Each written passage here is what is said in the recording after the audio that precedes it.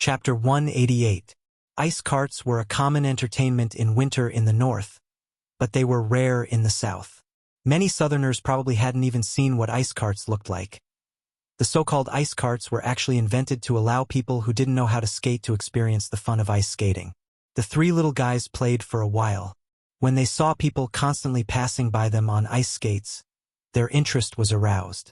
Thus, they were no longer satisfied with the ice carts and clamored for she to teach them how to skate. Learning to skate was actually similar to learning to swim. Some people could learn it in an hour or two, while others couldn't learn it in a week or two.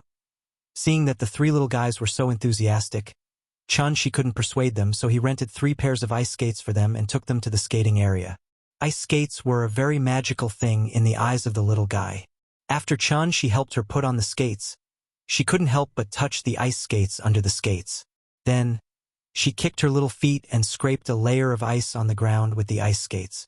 Looking at her smug look, she was probably very happy in her heart. After she drove the ice carts to the skating area with the 3 little guys. The little guy eagerly wanted to get off the ice carts. Newborn calves were not afraid of tigers. The little guy didn't care so much and wanted to stand up directly when she stepped on the ice. Children who were just over 4 years old could suddenly fall down while walking on the road, let alone on ice. Sure enough, just as the little guy stood up from the ice carts, her right foot suddenly slipped and her small body suddenly fell backward. At such a critical moment, naturally, he had to act as a father. She was also prepared. As soon as the little girl fell down, he had already reached his hand behind the little girl's back and helped her stand up again. This scared the little guy. After holding she's arm and standing firm, she didn't dare to let go. Trying to scrape her feet on the ground twice, the little guy shouted at she with a frightened face, "Papa, I can't stand up." Before she could reply, the brothers sitting on the ice carts immediately responded, "Grandpa said that ice is very slippery. That's why we can't stand on the ice. You have to hold on to something." The 2 brothers grew up in Hohai, so they had come here to play a long time ago. However, at this time last year, they were only 3 years old. It was obviously impossible for Gu Lao to teach them to skate. The 2 brothers had been longing for ice skating for a long time. Looking at her brother's serious face, she couldn't help but laugh. "Come, Nyen, come here. Daddy will support you." After holding the little fellow's hand and standing on the ice, she slowly dragged her to his side. Then he turned to the brothers and said, "You 2 stay in the car. Uncle will teach your sister how to skate first. Okay? All right?" The 2 brothers nodded and then sat on the ice carriage obediently, watching the little guy carefully step forward under she's guidance. Skating was actually a kind of muscle memory. No matter how good a skater was, if they hadn't skated for decades, they might fall when they stepped on the ice again. Children learned things very quickly. Under normal circumstances, she should be able to teach the little fellow to skate in an afternoon. However, because there were still 2 brothers waiting in line, she could only give the little fellow a cheat. He first let the little fellow try to learn how to stand on the ice. Then, the little fellow raised her hands and let she hold her hands from above. With she's help, the little fellow quickly adapted to the feeling of standing on the ice. After she adapted, she said softly, "Nyen, be good. Daddy will support you. Slowly move forward. Look, just like that uncle move." Although her father was next to her, the little fellow was still very afraid that she would suddenly fall. She held her hand and patiently encouraged her several times. Then, the little fellow carefully tried to take a step forward. "Very good. Now we have to learn from that uncle and let ourselves float." In the eyes of outsiders, they were a pair of father and daughter who were learning to skate. But in fact, at this moment, the little fellow's whole body was wrapped in she's true essence. As soon as the little fellow took a step forward, she used his true essence to push her into a standard posture. She thought that her father was pushing her, so she didn't care. After trying to walk forward for a short while, the little fellow began to get used to it. After she took her around the ice car a few times, the nervous expression on the little fellow's face finally disappeared. It seemed to be very simple. She was so happy that she began to be carried away again. So she immediately shouted, "Papa, Let go of me. I'll do it myself. Learning to skate required confidence. This was a good thing, so Chun-Shi quickly let go of her hand. The little fellow silently felt for a moment. After finding that the feeling was still there, she began to skate forward by herself. At first, she walked very slowly, probably because she was afraid that she would fall.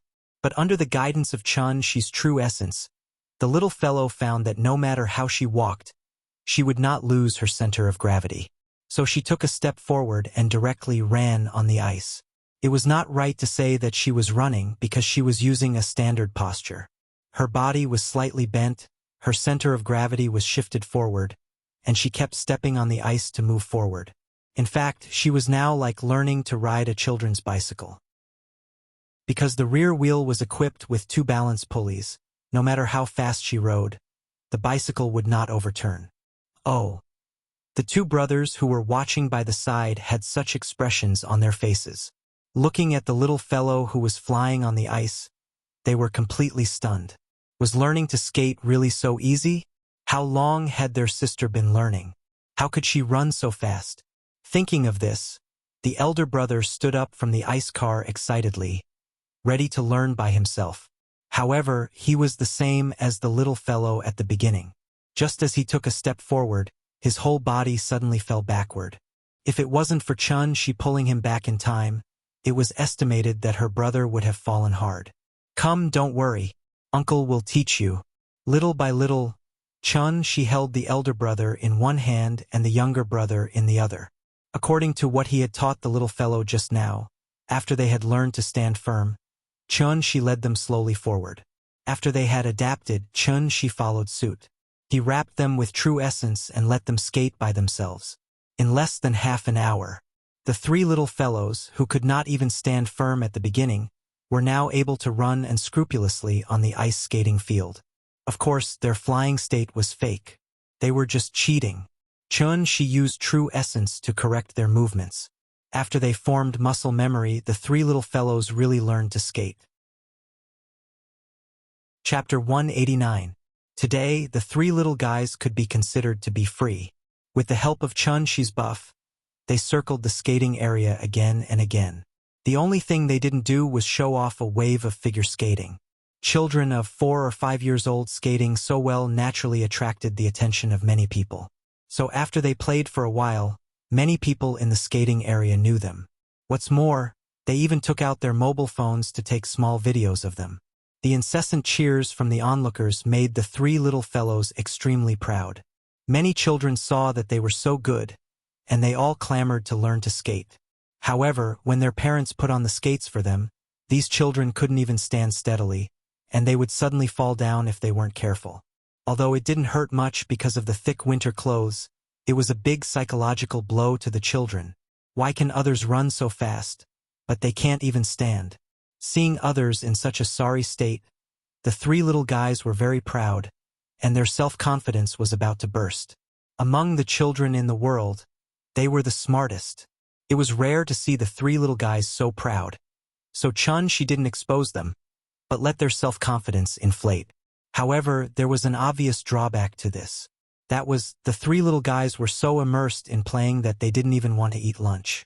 Under Chun-Shi's repeated shouts, they reluctantly skated over, and then returned to the tea house to prepare for lunch. With the opening of the Shikahai skating rink, the nearby shops would also welcome the peak season.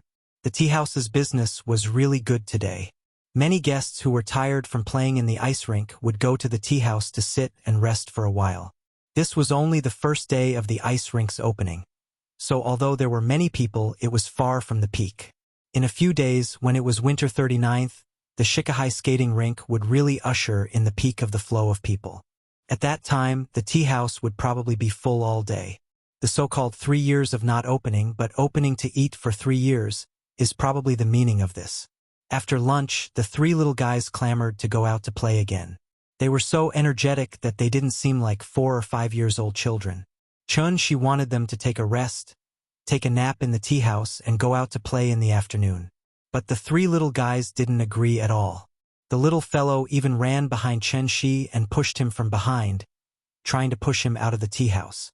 The two brothers each held one of his hands and insisted that Chun-Shi take them to the ice rink to play. Since she was already acting like a spoiled child, Chun-Shi had no choice but to agree. Just as they were about to head to the ice rink again, an old acquaintance entered the tea house. It was still Qiao Yuan, but today she came alone. She was also dragging a suitcase. It looked like she had brought all her belongings with her. The northern schools started their winter break earlier than the southern schools, so Qiao Yuan's school had already started their winter break at the beginning of January. Instead of going home, she wanted to work part-time in the tea house.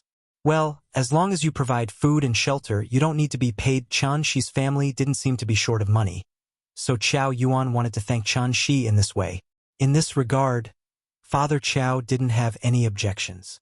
He just told her not to fall behind on her homework, and the rest was up to her.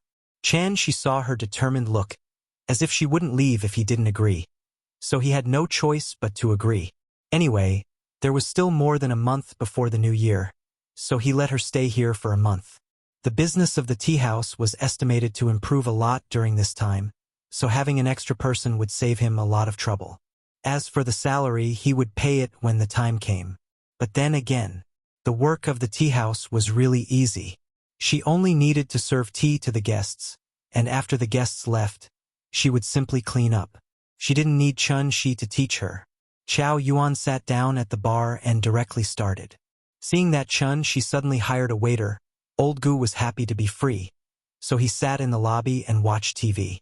The three little guys waited obediently by the side. After Chun-Shi finished explaining to Qiao Yuan, they swarmed up again and tried to drag Chun-Shi out of the door. Chun-Shi was a little uncomfortable to suddenly become the leader of the children. After laughing and patting their heads, he opened the door of the tea house with the naughty little guys. However, just as Chun-Shi walked out of the tea house, he bumped into two men in suits. Ho-Hai was a residential area, not a central business district. Therefore, it was rare to see pedestrians dressed in business here. As soon as he saw these two men, the smile on Chun-Shi's face disappeared and turned into a cold face. Because these two men were not ordinary people, but at least masters who had reached the level of covert power. Obviously, they were here for him. Sure enough, Chun-Shi just walked out of the tea house with the three little guys, and the two men directly came to him. "Mr. Chun, hello?" One of them smiled and greeted Chun-Shi, then handed out a business card and wanted to introduce himself. But at this time, Chun-Shi didn't even give him a chance to speak. After coldly glancing at the two men, Chun-Shi took the three little guys directly to the skating rink. The man in the suit was inexplicably met with a soft rebuff. Seeing Chun-Shi swagger away with the children, they whispered to each other. It was impossible to chase after them. Since the other party put on such a posture, it was obvious that he didn't want to have too much contact with them. So after the two men discussed for a while, they turned around and walked into the tea house. They had to at least find an opportunity to explain to the other party why they were here. But in fact, Chun-Shi had already guessed their intentions. After all, how sharp was his eyesight? Although he didn't take the business card, with a casual glance, Chun-Shi still saw the name of the company on the business card, Concord Corporation, and a series of Japanese words that he didn't recognize. Concord Corporation was the name of Japan, which was actually a company limited by shares of Wuxia. Japanese? Their Mandarin was indeed very standard, so just by looking at their appearance, it was impossible to tell that they were Japanese. In addition, these two men were also martial arts masters, and had reached the level of covert power. To be honest, Chun-Shi would rather chat with the aunties selling vegetables on the street for half an hour than talk to any martial arts masters for a minute. The former was for living, the latter was to destroy his life. Not to mention that the other party was Japanese. Before Chun-Shi left the earth, the relationship between China and Japan was getting more and more tense because of the Diaoyu Island incident. A few years had passed, probably because the relationship between China and Japan had improved significantly, so some people who didn't learn from their mistakes had emerged again. Speaking of which, where did the Wu Lian people go? The Japanese were already in front of him, but the Wu Lian didn't send anyone to stop them. Chapter 190. She didn't take the two Japanese seriously at all. They were merely at the peak of concealing power. They couldn't even beat the big cat. Naturally, they were nothing to worry about. In the afternoon, the three little guys were not so enthusiastic about ice skating. Children were a little bit fond of the new and tired of the old. Perhaps because they thought they had learned it after playing for a while, they began to wander around and came to the ice hockey area. Ice hockey was a recently popular ice game in Shangjing. This game was born 300 years ago during the Qianlong period, flourished during the Republic of China period, and gradually disappeared in the 1980s and 1990s. A few years ago, after the successful bid of the Winter Olympics in Shangjing, this long-established ice sport with both competitive and recreational characteristics was promoted by the government and flourished in Shangjing again. The game of ice hockey was very similar to curling, but more competitive. The field was a rectangle of 12 meters long and 2 meters wide. One end was red, the other was blue. The center of the field was a circular scoring area. The game was very simple. Each side had 5 balls. The red team started first. Like curling, they pushed their red ball to the center of the circular area and occupied the most central position. When it was the blue team's turn, except for the first ball that couldn't hit the red team's ball, the other 4 balls could hit the red team's ball. Because the friction on the ice was very small, the ice ball could slide far away if it was hit slightly.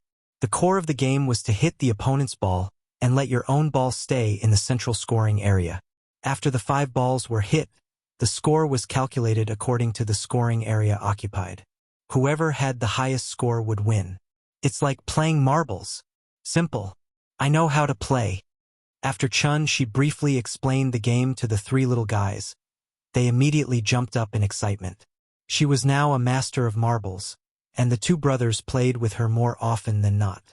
After listening to She's explanation, the little guys suddenly felt that this game was similar to marbles. They couldn't help but be eager to try. The ice hockey area was very large, and many fields had been drawn on the ground. She took them to randomly choose a field, and the 3 little guys used rock, paper, scissors to decide who would play first. Rock, paper, scissors had never been the elder brother's strength, so he lost without any suspense. The little guy and the younger brother played first. She was on the red team, so she started first. How could a child know so much? So the little guy didn't even consider how much strength he should use. He kicked the red ball right in front of his younger brother, which made the 2 brothers laugh out loud. She shook his head as he watched. The little fellow pouted, looking unhappy. Seeing this, she squatted beside her. After reaching out and pinching her little face, she said to the little fellow, "Nyen, this is ice. Ice is very slippery, so you have to be gentle and control your strength. Let the ball just slide to the middle." As he spoke, he gently pushed out a red ball as a demonstration. The red ball stopped at the center of the 5-point zone. The little girl was so shocked that she opened her mouth and clapped her hands excitedly. "Papa is so awesome! Papa is so awesome!" It didn't matter if he wasn't powerful, as long as his father was. She stood up, rubbed the little fellow's head, and let the 2 brothers try their strength. After they had adapted to how much strength they should use, the ice hockey game began again. The reason why this game could become popular overnight was mainly because it was easy to learn and could be played by men and women, old and young. The 3 little guys had experience playing marbles, so they learned it at once. Seeing that they were playing back and forth, she watched the game with a smile. There were too many entertainment projects in the Shikahai skating rink. After they were tired of ice hockey, she also took them to play ice bumper cars, ice motorcycles, and other projects. After they played one by one, it was 5 o'clock in the afternoon. At 5 o'clock, the sky was already dark, and the outdoor lights around the skating rink were turned on one after another. The Shikahai skating rink had a night show, and it would be open until 10 o'clock in the evening. The amusement park was right outside their home. For the children, what could be happier than this? The 2 brothers had already played overtime today. It was estimated that they were also afraid of being scolded by their grandpa. So when they heard she say that it was time to go back, they immediately stopped, and then took the initiative to take the little fellow, who was still unwilling to leave, out of the skating rink. When she returned to the tea house with the 3 little guys, there were still several tables in the tea house. Chow Yuan also did her duty as a waiter. As soon as she saw Chan Shi enter the door, she quickly ran over, handed him the business card, and said, "Boss, 2 guests just left a business card for you, saying that they want to talk to you. They hope you can call them back." "Okay, I see." Chun Shi nodded. After taking the business card, he didn't even look at it and directly threw it into the trash can next to him. Seeing Chow Yuan's surprised face, he didn't explain. Instead, he smiled and said, "Clean up. We should close." "What about the guests?" "Tell them we're closing." "Oh, okay." Since the boss said so, Chow Yuan had to apologize to the guests at each table. Although the guests were a little confused, they didn't react too violently. But looking at them frowning and leaving, it was estimated that they wouldn't come again in the future. It couldn't be helped. The boss was so capricious that he didn't do business. While Chow Yuan was still busy cleaning up, Gu Lao took the 2 brothers to say goodbye to Chun Shi. "Sister, goodbye. I'll come and play with you tomorrow." "Okay, goodbye." The little girl stood beside Chun Shi and waved her little hand at the 2 brothers reluctantly. After the brothers also left under Gu Lao's lead, the tea house returned to calm. After simply cleaning up the tea house, Chun Shi said to Chow Yuan, "Let's go. We should go home." Hearing this, Chow Yuan was a little surprised and asked, "Go home? What else? Do you still want to go back to school?" No, I can live in the tea house." "Can people live in this place?" "Let's go. There are many empty rooms in the courtyard. You can live in one." Chow Yuan was still hesitating. But at this time, the little fellow suddenly grinned and said, "Sister, stay in our house. Our house is very big. We can play hide and seek."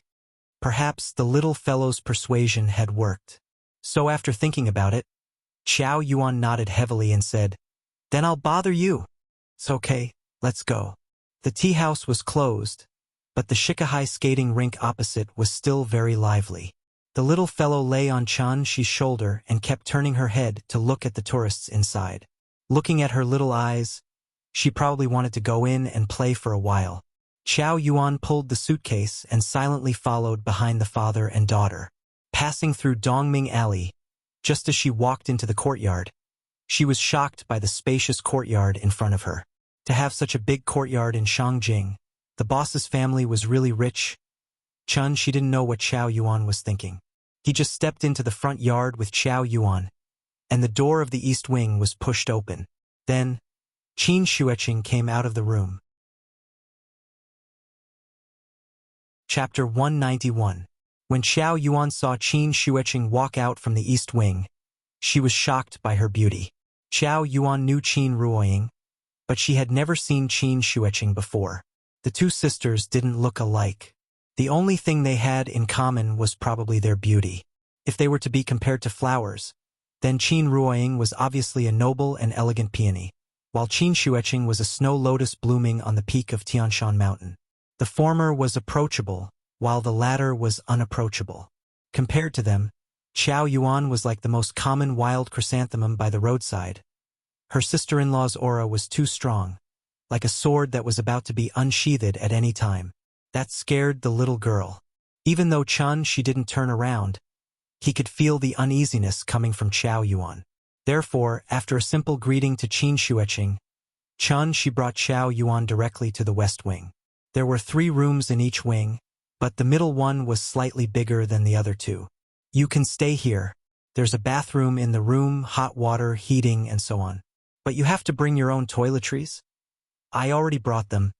"Okay. Then you can pack up first. I'll call you when it's time to eat later." "Okay. Thank you, boss." After explaining to Chow Yuan, she carried the little girl out of her room. At this time, Qin Ruoying heard the commotion outside, so she walked out of the west wing. The moment she walked out, she saw Qin Xueqing opposite her. Qin Xueqing was wearing a windbreaker today, which covered both her arms. However, the empty sleeve on the right seemed to be telling him something. Seeing this, Qin Ruoying couldn't help but have a complicated expression on her face. She knew her sister's character very well, so she didn't say anything to comfort her. Instead, she smiled naturally and said, Yueqing, you're back? A seemingly normal greeting made Qin Xueqing's expression melt like an iceberg, and she smiled for the first time. Yes, I just came back. When she carried the little girl out of the room, the sisters were greeting each other. The little girl turned her head and saw Qin Ruoying. Seeing her mother next to her, the little girl couldn't help but shout excitedly, "Mama! Mama!" Seeing this, she quickly put her down. Then, the little girl called for her mother while running toward Qin Ruoying. Hearing the little girl's cry, Qin Ruoying hurriedly crouched down and hugged her in her arms. Hey, Nyan, did you have fun today? Yes. Mama, do you want to go ice skating with us? It's so fun. No, Mommy still has to study. Otherwise, Daddy will get angry. Hearing this, the little girl couldn't help but pout as looking back at Chen. She whispered, Papa is so stingy. After hearing this silly child's complaint, the couple couldn't help but smile at each other. Then they couldn't help but laugh. The sister-in-law stood on the steps outside the East Wing, silently watching the family of three show off their love. She didn't come here to stand in the cold wind and pose. Looking at this posture, she probably had something to say to Chun Shi. Therefore, after letting the little girl wave to Qin Xueqing, Qin Ruoying carried the little girl back to the room, and Chun Shi came to Qin Xueqing. Since she was his sister-in-law, Chun Shi didn't need to beat around the bush with her, so he asked directly, Why did you suddenly come back? Is it because of the two islanders who came to find me today? Yes, they are from Inyang Liao. Oh, ninjas? No, they are Inyang Masters. Inyang Masters? What's that? You don't know? Why should I know? Chun Shi replied matter-of-factly, which made Qin Xueqing look at him in surprise. After all, in Qin Xueqing's opinion, Chun Shi was an alchemist with a high cultivation base. In terms of strength, he was probably stronger than Su Fu, so there was no reason for him not to know the origin of the Inyang Masters. The so-called Inyang Masters were actually a variant of the alchemist lineage. Legend had it that after Su Fu left with 3,000 boys and girls, because he couldn't find the immortal medicine and was afraid of being punished by Qin Shi Huang, he simply fled to Japan to reproduce and become the divine emperor of Japan. It was hard to say whether Su Fu was the divine emperor of Japan or not. However, what was certain was that Su Fu must have gone to Japan back then and brought technology and culture to the Japanese, allowing the Japanese civilization to advance by leaps and bounds. In an instant, they had stepped into the Bronze Age from the Stone Age. Therefore, even until now, many places in Japan still had legends about Su Fu. There was even a Su Fu Park in Shingong City. As for the other shrines, tombs, and stone tablets that worshipped Su Fu, they were even more common. As the strongest alchemist of the Qin dynasty, after Su Fu's death, his legacy was naturally passed down in Japan. This was the origin of the Inyang Masters. After Qin Xueqing briefly explained the origin of the Inyang Masters, Chun Shi nodded thoughtfully and then asked, What is Inyang Liao? Inyang Liao is backed by the government. You can think of it as the Wu Lian of Japan. I see. He nodded and immediately had an answer in his heart. Qin Xueqing looked at Chun Shi's expression and couldn't help but frown. She hesitated for a moment and then suddenly asked, Did you notice something? Can you tell me? Her sister-in-law was very humble. It seemed that she was sincerely asking for advice. However, when Chen Shi heard her words, she didn't seem to understand. She opened her mouth and asked, Tell you what? Don't tell me you don't know about the phenomena during this period. I keep feeling that something big is going to happen. You're thinking too much. I don't have the ability to read fortunes. Chun Shi smiled and casually gave an excuse. Qin Wanqing would only be able to sense the spirit qi of heaven and earth when she reached at least the latter stage of qi refinement, which was the aperture opening state. The spirit qi revival wasn't the end of the world. It wouldn't be like the outbreak of the biochemical virus that caused monsters to run rampant. For mortals, the spirit qi revival only made their body condition better. The ones who were truly affected were martial artists and necromancers, especially the latter. Chun Shi hadn't come into contact with the inheritance of necromancers, but from Qin Xueqing's description, The direction of necromancers' cultivation should be somewhat similar to that of immortal cultivators. It was probably because the spirit chi on Earth was too sparse, so the celestial being was the limit of necromancers.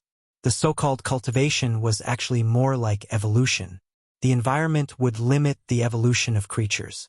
For example, the temperature during the Cretaceous period was 9 to 12 degrees higher than now, and the oxygen content of the atmosphere was several times higher than now. These conditions were conducive to the growth of creatures, which was why prehistoric creatures could grow so huge.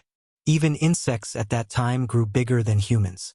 Why didn't Chun-Shi seize the time to cultivate?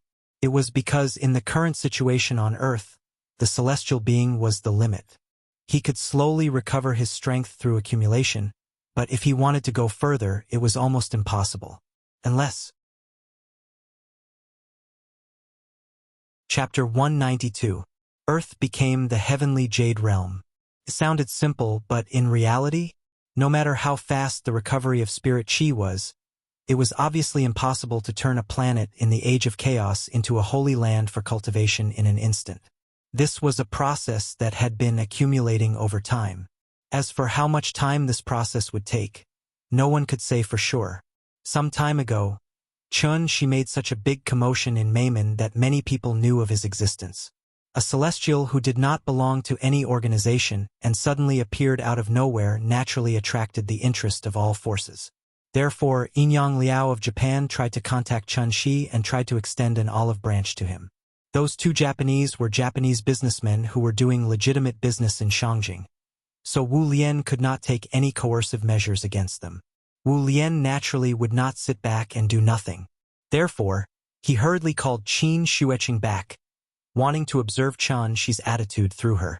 After all, at the level of a celestial, the concept of a country was already very vague. For example, when great-granduncle stepped into the celestial realm, Wuxia had not yet been established.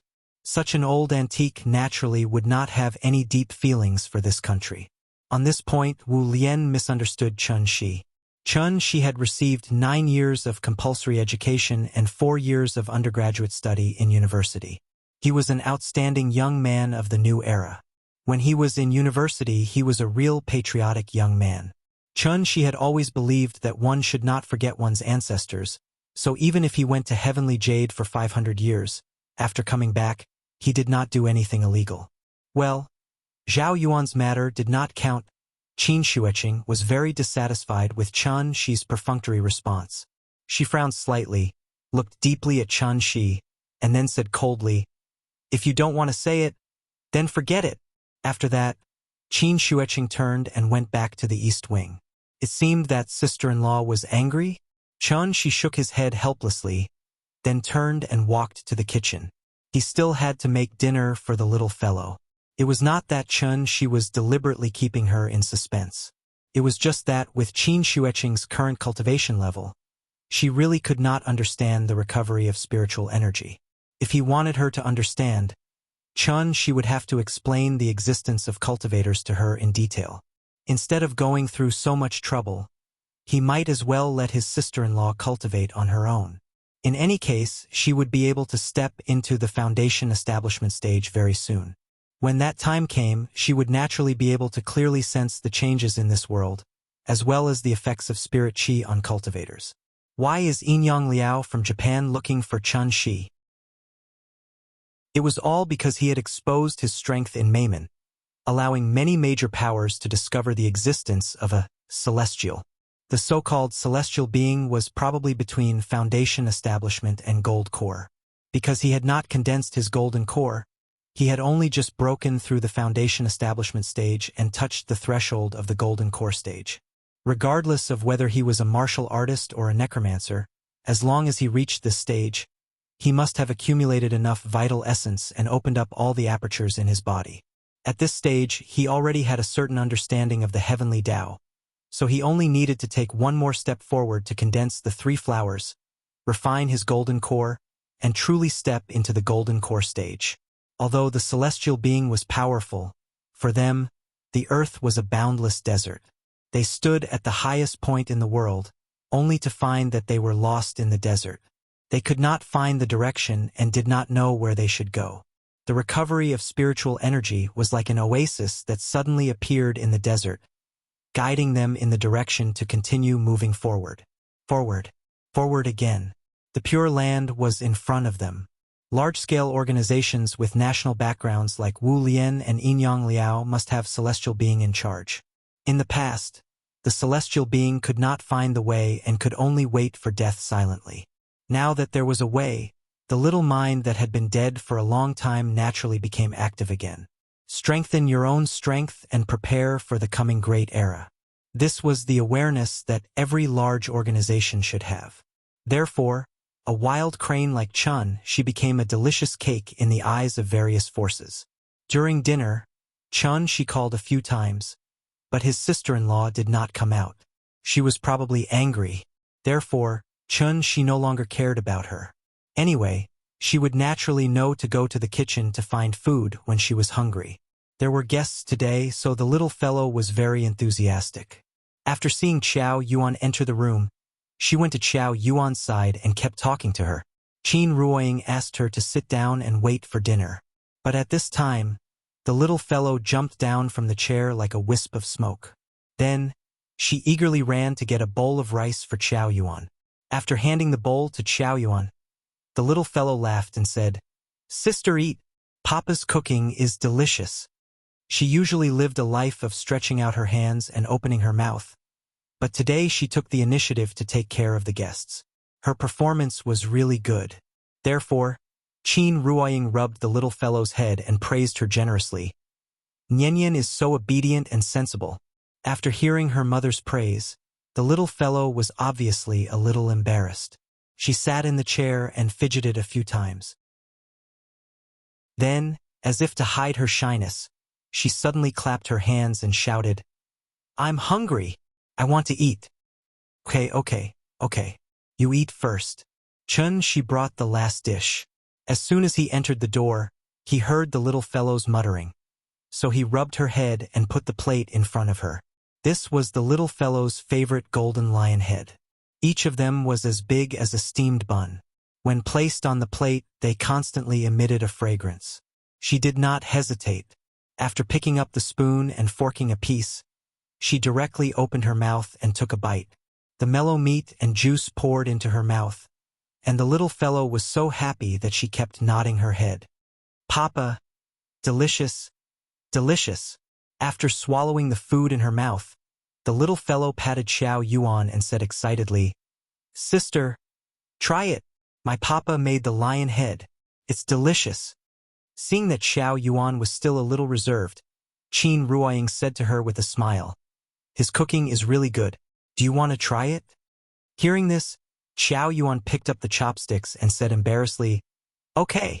She picked up a piece of lion head and took a small bite. She did not eat as much as the little fellow.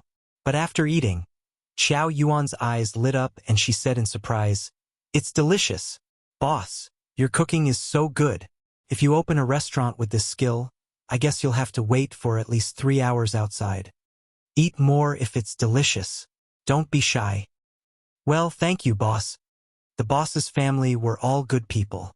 After a short time together, Qiao Yuan completely relaxed. After dinner, she took the initiative to play with the Barbie doll with the little fellow. She was originally a student of Beijing Normal University. If nothing unexpected happened, she should become a glorious teacher after graduation. Looking at the lively and cute little fellow in front of her, Qiao Yuan suddenly had an idea in her mind. Maybe she could consider being the tutor of the little fellow. Chapter 193. Night fell. The street lamps outside the alley constantly emitted a gentle light, as if bringing some warmth to this cold, snowy night. Perhaps it was because of the cold weather. The streets were very quiet at 1 o'clock in the morning. It was so quiet that it didn't seem like Shangjing City. A Toyota Alpha slowly drove down from the North 2nd Ring Road overpass and headed straight for Desheng Men Inner Street. After the car passed Desheng Bridge, it stopped in front of Dongming Alley. Then, a man in a suit got out of the car. If Chun Shi were here now, he would recognize that this man was the Japanese who handed him a business card in the afternoon. The man in the suit got out of the car first and then stood respectfully to the side. Then, another person got out of the car. This was a middle-aged man who looked to be in his 50s. He was not tall, only about 1.7 meters. His appearance was very ordinary, but the way he dressed was very strange. On such a cold day, this middle-aged man was only wearing a kimono and a pair of wooden clogs. This attire was very much in line with the customs of the island nation. Standing on the streets of the old Shangjing, it was particularly eye-catching. Fortunately, it was late at night and there were no pedestrians on the road. Otherwise, with the way he was dressed, this middle-aged man would definitely be photographed and surrounded. If he was unlucky enough to meet a few angry youths, he might even receive a large pile of leather shoes, eggs, banana peels. Abe ashy. Bye lee. Ho. Okay. Ho. The man in the suit bowed and said a few words to the man in the kimono. After a few simple words, the man in the kimono nodded and walked into Dongming Alley. The man in the suit hummed a few times. When he looked up, he realized that the man in the kimono had already walked into the alley, so he hurriedly followed him. Perhaps it was because the man in the kimono held a high position in his heart, so the man in the suit deliberately bowed when he walked. He looked like a little eunuch who served the emperor in ancient times. He always had a respectful look on his face. Dongming Alley was not very deep. After walking for a while, the two of them arrived at the entrance of the courtyard. The man in the kimono didn't need the man in the suit to remind him. He glanced at the bright gate next to him and stopped at the entrance of the courtyard. Abe? The man in the suit was a little confused. Just as he was about to say something, the man in the kimono suddenly raised his right hand and signaled for him to be silent. Choo. Ho! The man in the suit replied softly, Hi! Then he obediently retreated to the side. The man in the kimono stopped in front of the door. The kimono man closed his eyes and silently sensed for a moment. His expression turned cold, and he could not help but take a step forward. At the same time, a low meow of a cat suddenly sounded above the kimono man's head. Meow! The man in the kimono looked up and realized that a black cat had appeared on the roof. The black cat stood at the edge of the roof, its eyes glowing green as it stared at the man in the kimono in the alley. For a black cat to appear in the middle of the night, a normal person would be scared out of their wits. However, the man in the kimono was not surprised at all. Instead, he looked at the black cat with interest and said, Hello! It wasn't that the big cat couldn't understand human language, but there were many different kinds of human language. It really couldn't understand a single word of this kind of gibberish. Therefore, the big cat couldn't understand what the man in front of it was talking about. She warned it not to change back to its original form and not to attack people easily. Therefore, when the big cat sensed a faint chi fluctuation on the man's body, it only issued a warning. Then it laid on the roof and put on a defensive posture. The courtyard was its territory. As long as the man didn't step in, the big cat naturally wouldn't care about him. The big cat issued a warning, but the man in the kimono didn't seem to understand. Instead, he smiled and waved at the big cat. Then he stepped on the steps outside the gate. Meow! Seeing this, the big cat suddenly felt as if someone had stepped on its tail. All the hair on its body stood on end, and its figure suddenly jumped down. The speed was extremely fast. It jumped down from the sky and almost instantly pounced in front of the man in the kimono. The claws of felines could be retracted. When they weren't hunting, they would retract their claws into their fleshy palms. This was because it effectively prevented the claws from being worn out and at the same time, prevented them from hurting their own kind. The big cat looked fierce, but in fact, it didn't extend its claws. This was because it was only trying to intimidate the other party and scare him away. However, although it was intelligent, compared to humans, it was still a little too simple. When he saw the big cat jump down from the roof and pounce on him, the man in the kimono didn't panic at all. Instead, a faint smile appeared on his face. The big cat just wanted to scare him away, but the man in the kimono directly attacked. While the big cat was still in midair, the man in the kimono suddenly raised his right arm. From bottom to top, he directly hit the big cat's belly with his palm. Bam! This palm had been brewing for a long time. When it hit the big cat's body, it even made a muffled sound. Immediately after, the big cat's thin and small body was directly sent flying. After flying a few meters, the big cat fell heavily to the ground. Fortunately, it was a monster. The skin was rough and its flesh was thick. In addition, it had cultivated the great wilderness physical training technique that Shi had given it. Therefore, after taking a hit, the big cat was actually fine. It shook its body and stood up again. Meow! Even a human would be enraged after being hit by such a palm for no reason, let alone a wild beast like him. After being attacked, the big cat didn't hesitate at all. After getting up from the ground, its body rapidly expanded, and in an instant it changed back to its original form. The big cat's body didn't become bigger to scare people, but to increase its combat power. Monsters could only rely on themselves. Therefore, in theory, the bigger their body, the stronger their combat power. Seeing the black cat in front of him turn into a black panther whose body was comparable to a fierce tiger's, the man in the kimono wasn't surprised at all. Instead, he smiled and said, "Yori Yori." Just as he was putting on the airs of an expert, the big cat had already turned into a black shadow and pounced towards him again. This time, the big cat really treated him as prey. Although the man in the kimono had succeeded in his attack, when he saw the big cat pouncing on him again, he didn't let his guard down. Instead, he suddenly put his palms together in front of his chest and instantly formed several hand seals. Yori Yori Yori. Yori Yori Yori. If translated in Wuxia, it would be.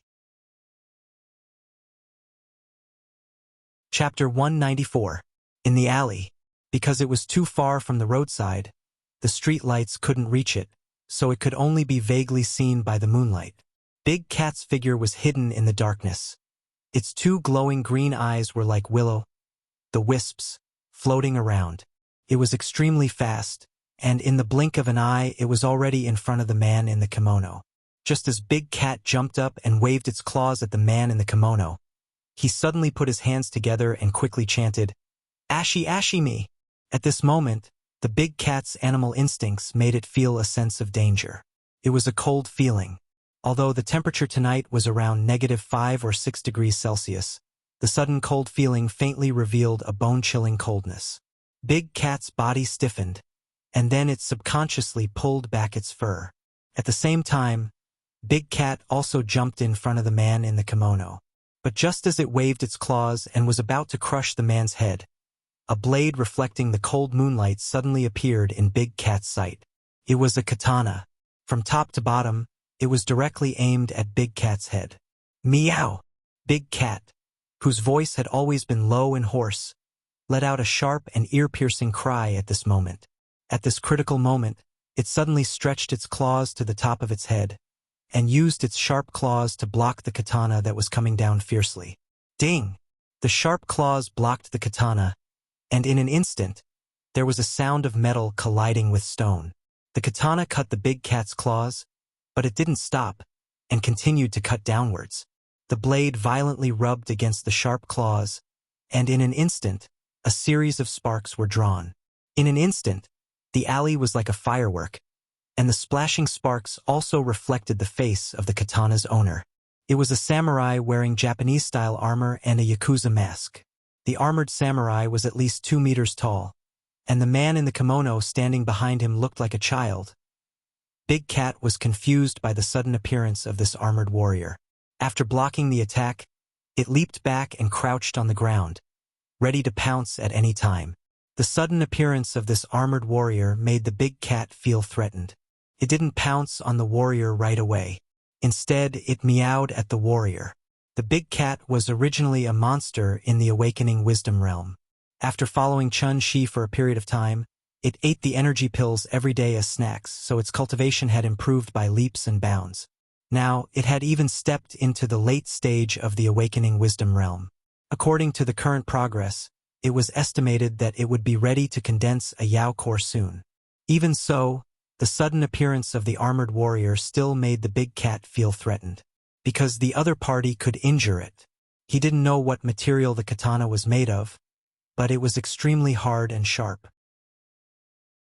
The big cat blocked the attack with its paw, but a shallow scratch was left on its paw. This made the big cat secretly vigilant. Monsters weren't immortal cultivators, so they didn't know so many fancy spells and moves. Fangs and claws were their only means of attack, but this didn't mean that monsters couldn't beat immortal cultivators of the same realm. In fact, in the case of the same realm, when monsters fought against immortal cultivators, it was usually the monsters who won by crushing them. Although they didn't have many means, every one of them was fatal. It could be said that they were simple, crude, and aimed at the vital points. Monsters didn't have as many tricks as humans. Nature's survival of the fittest had long taught them one truth. A lion would use all its strength even when hunting a rabbit. The big cat lay on the ground and observed for a while. Seeing that the armored warrior was still standing in place with the katana in his hand and hadn't made any movements, it leaped out again. But this time it didn't rush straight over. Instead, it jumped to the side of the wall. Immediately after, the big cat was like a dragonfly skimming the water. It went along the wall, past the armored warrior, and went directly behind the man in the kimono. The big cat wasn't stupid. This armored warrior didn't look easy to deal with, so it was prepared to kill the man in the kimono first, then slowly deal with the armored warrior. It had been preparing for this attack for a long time. After the sudden explosion, the big cat's speed was even faster than before.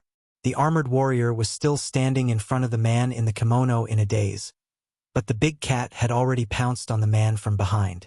Like a fierce tiger coming down the mountain, the big cat's strong body instantly pounced in front of the man in the kimono. A trace of surprise flashed in the man's eyes, as if he didn't expect this monster to know to attack him directly. However, even though he was surprised, the kimono man did not panic at all. As soon as the 9 words mantra came out, the eyes of the armored warrior, who had been standing there in a daze, suddenly flashed red. Then he seemed to have come back to life.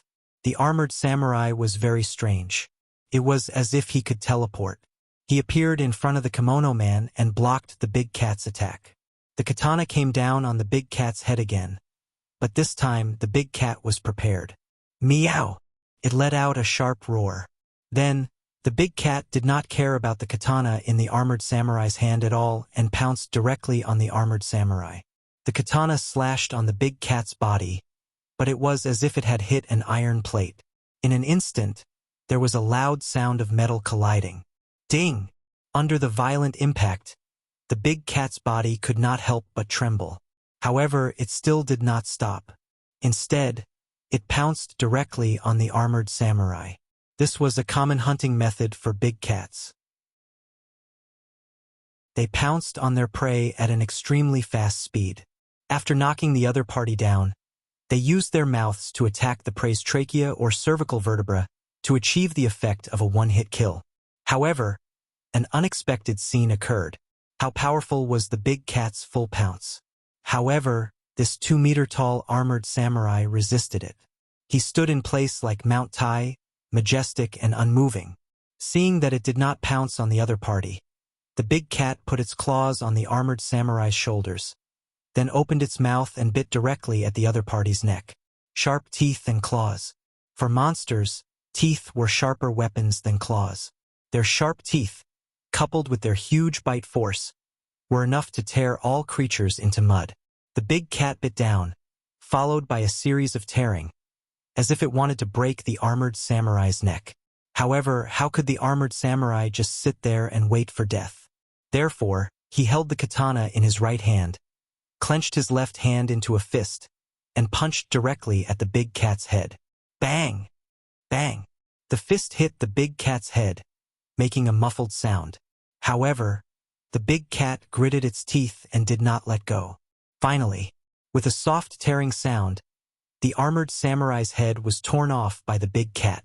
Seeing that its attack had succeeded, the big cat jumped off the armored samurai's body with the head in its mouth. However, the strange thing was, the armored samurai's head was gone, but he still stood straight in place.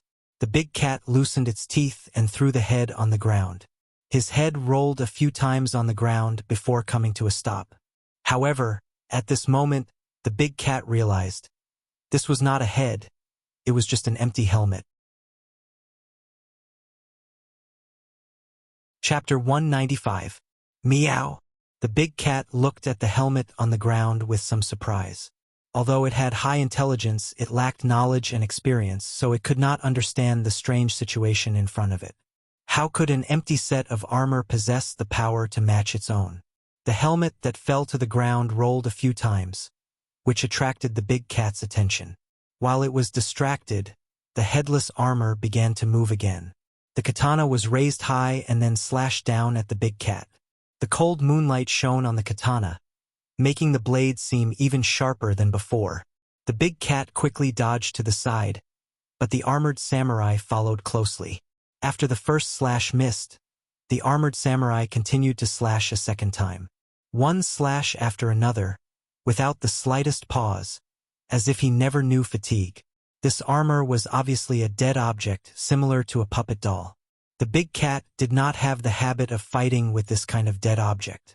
Therefore, it could only keep dodging. However, the armored samurai followed him like a shadow. He held his katana and kept chasing after him without stopping for a single breath. The big cat retreated more than 10 meters, but the armored samurai was still chasing after it. Meow! The big cat let out a rather angry growl. However, it was not an idiot who only knew how to fight recklessly. Even cheetahs would choose to use sneak attacks when hunting using the most direct and effective method, let alone it. After discovering that the armored samurai was just a puppet, the big cat naturally did not want to be entangled with it anymore. Therefore, when the big cat retreated more than 10 meters, it suddenly jumped to the side of the roof, then stepped on the roof and rushed directly toward the man in the kimono. The strong point was not its strength, but its agility. Every slash of the armored samurai was powerful, but if one looked carefully, his movements were extremely slow. So after the big cat took him away from the man in the kimono, it suddenly jumped to the roof, ready to get rid of the armored samurai and directly attack the enemy. However, Big Cat's every action was within the man's expectations. Seeing the black cat pouncing towards him again, the man in the kimono couldn't help but sneer.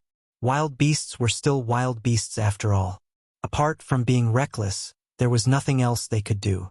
The purpose of the test had been achieved, and the kimono man was no longer interested in playing with the big cat. Thus, he took out a yellow rectangular piece of paper. There were many strange patterns and lines drawn in ink on the paper. They looked very similar to the charms in the temples. The big cat jumped down from the roof and pounced on him.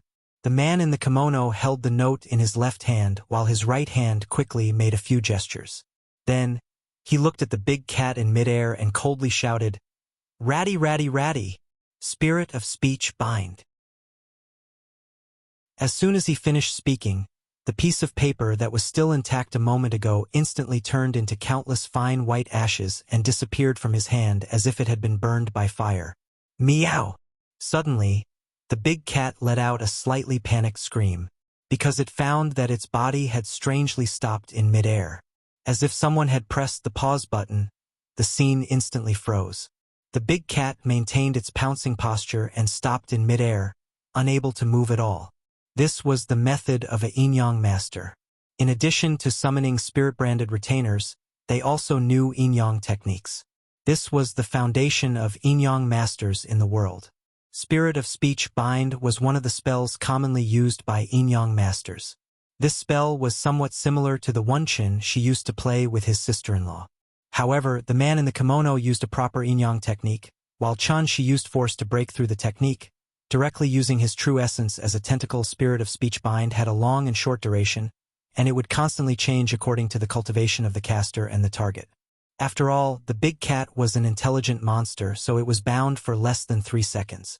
3 seconds seemed very short, but in fact it was enough for a lot of things to happen. For example, the armored samurai was already rushing over with his katana.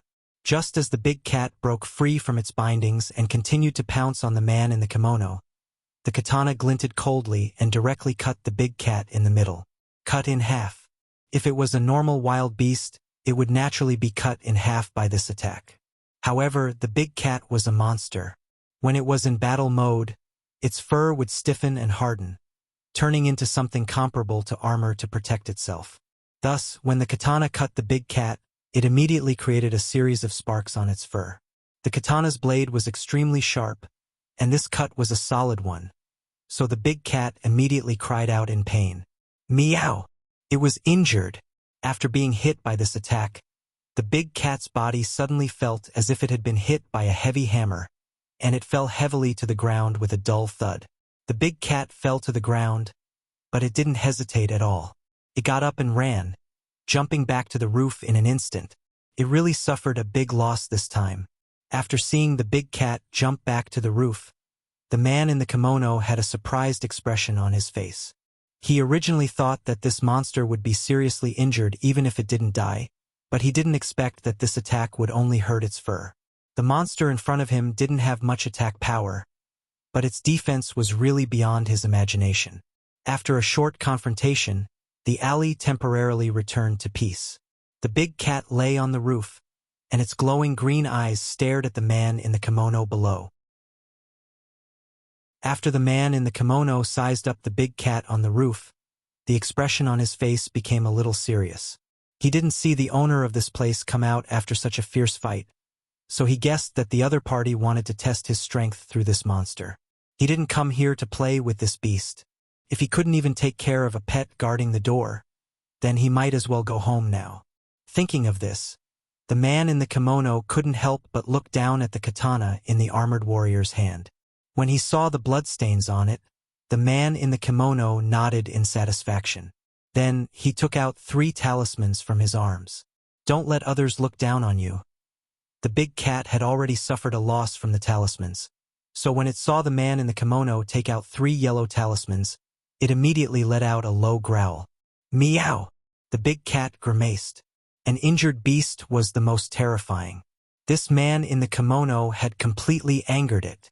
However, when the big cat let out a low growl, it suddenly sensed something and quickly turned its head to look to the side. A figure appeared beside it at some point. The big cat was stunned, but the person directly rubbed its head with his hand. The big cat, who came back to its senses, didn't attack him.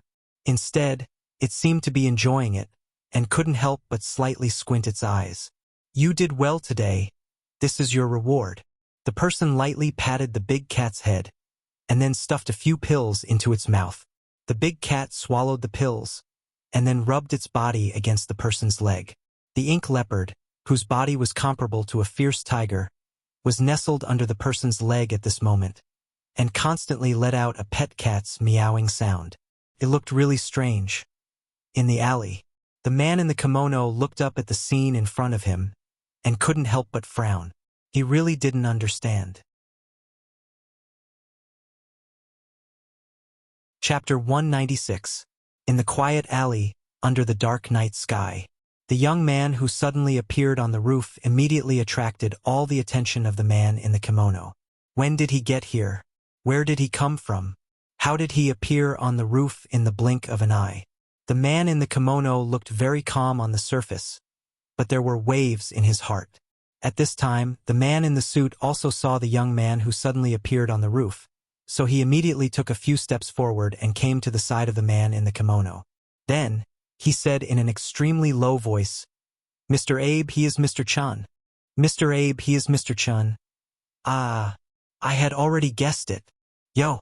Yes, after the two of them had a simple conversation, the man in the kimono signaled the man in the suit to leave.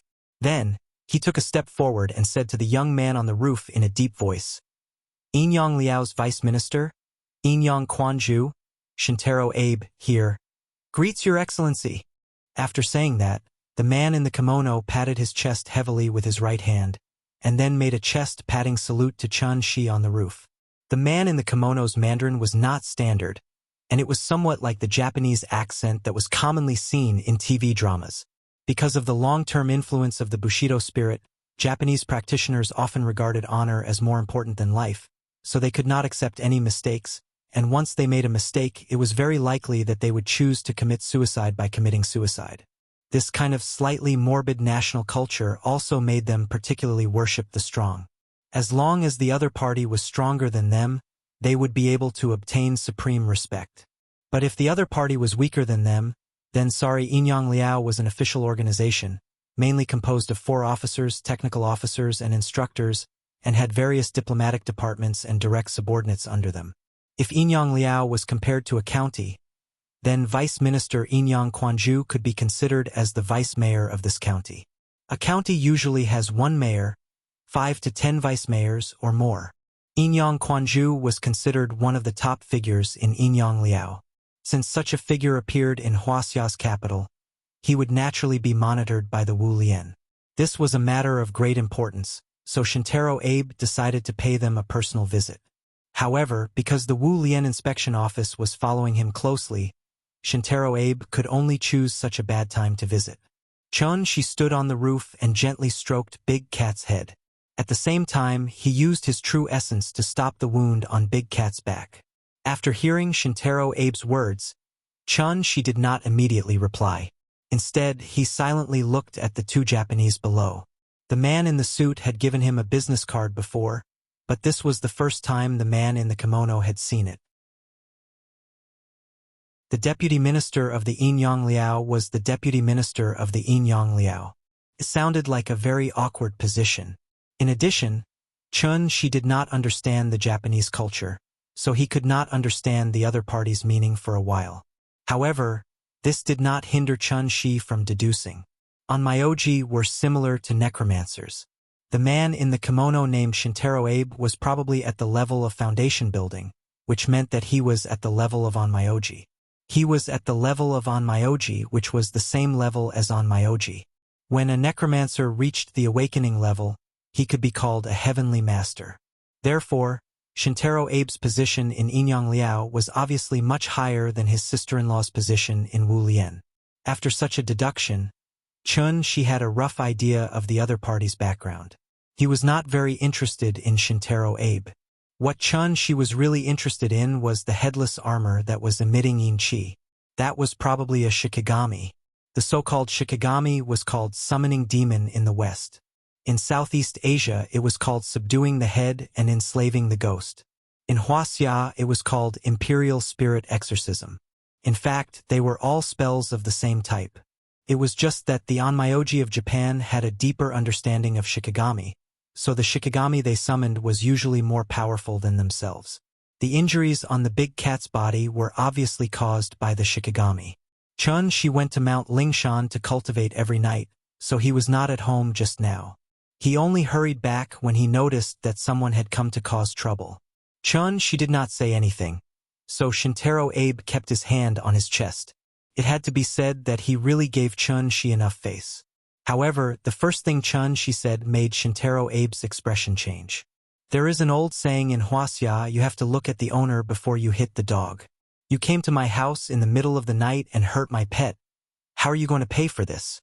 After hearing Chun-Shi's accusation, Shintaro Abe suddenly realized that he had misunderstood. That monster was not used to test his strength at all. Therefore, he could only hurriedly bow and apologize. Your pet suddenly attacked me, causing me to mistakenly think that you wanted to test my strength, so I retaliated. Swords have no eyes. I accidentally hurt your pet. I hope that you will forgive me, sir. Hearing this, she could not help but look down at the Big Cat. The Big Cat was not as cunning as humans. Therefore, after thinking for a while, it rubbed against Chun-Shi and admitted that it was the one who launched the attack first. Although it just wanted to scare the other party away, it was indeed because it pounced that it caused the other party to counterattack. Therefore, when Shintaro Abe found such a reason, the Big Cat could only nod and admit it. Seeing this, Chun-Shi was unmoved. He did not immediately reply, but silently looked at Shintaro Abe, as if thinking about something. After a long while, Chun-Shi suddenly raised his right hand, formed a sword with his fingers, and pointed directly at the armored warrior beside him. A ray of golden inner yuan suddenly exploded from his fingertips. Like a laser beam, it instantly hit the armored warrior's chest. The unforeseen event happened so suddenly that Shintaro Abe could not react at all. When he turned to look at the armored warrior, his chest suddenly heated up, and a bloody taste surged up his throat. Then he spat out a large mouthful of blood. Everlasting evil, Vanquish evil. One of the 49 styles of heaven's divination, specialized in destroying all filth and evil in the world, souls and spirits. Wherever the inner Yuan touched, evil spirits would be destroyed. Therefore, when the armored warrior was hit by Vanquish evil, he instantly turned into white smoke and disappeared from the alley. The so-called spirit-branded retainer was actually refined with Een spirits, and it required the caster's own blood essence to cultivate the spirit-branded retainer, and had absolute control over the spirit-branded retainer. The existence of the spirit-branded retainer was closely related to the Yin-Yang master, and if the spirit-branded retainer was severely injured, the Yin-Yang master would also be injured. Chen Shi's current cultivation was not the same as when he was in Zhonghai, and a casual finger was enough to defeat the spirit-branded retainer that Shintaro Abe had painstakingly cultivated for many years. I will spare your life today, but don't let me see you again, and anything related to Yin-Yang Liao. Do you understand? Although Chen Shi was no longer the 8th grader who would only hate Japan for no reason, he still did not have a good impression of Japan. He was too lazy to feign civility with Shintaro Abe in front of him, and directly expressed his attitude. Although Shintaro Abe was severely injured, his expression did not change much. After hearing Chen Shi's words, Shintaro Abe acted as if nothing had happened, and hurriedly bowed and said, "Ho! I will remember. Those who belong to Yin-Yang Liao will never disturb you again. Please accept our friendship. Alright, cut the crap, you guys can leave." Ho! After saying that, Chen Shi was too lazy to bother with them, and turned around to return to the courtyard with the big cat. After Chen Shi left, Shintaro Abe could not stand still. His legs went soft and he almost fell to the ground. Fortunately, the man in the suit next to him caught him in time. Chen Shi suddenly turned hostile and injured Shintaro Abe, which made the man in the suit very angry. As he helped Shintaro Abe out of the alley, he whispered a few words into Shintaro Abe's ear. But what the man in the suit didn't expect was that after Shintaro Abe heard this, he slapped him in the face and scolded him. "Ah, baka! Idiot! I'm sorry, I'm wrong." What kind of existence was a celestial being? Shintaro Abe thought that the man in the suit was actually thinking of revenge. This kind of thinking was really stupid, because his motto was, "There were no eternal enemies or eternal friends in this world. There were only eternal interests." Although the visit ended in failure, Shintaro Abe didn't think it was too bad. After all, the great era was coming. An individual's strength would always be powerless in the face of a huge organization.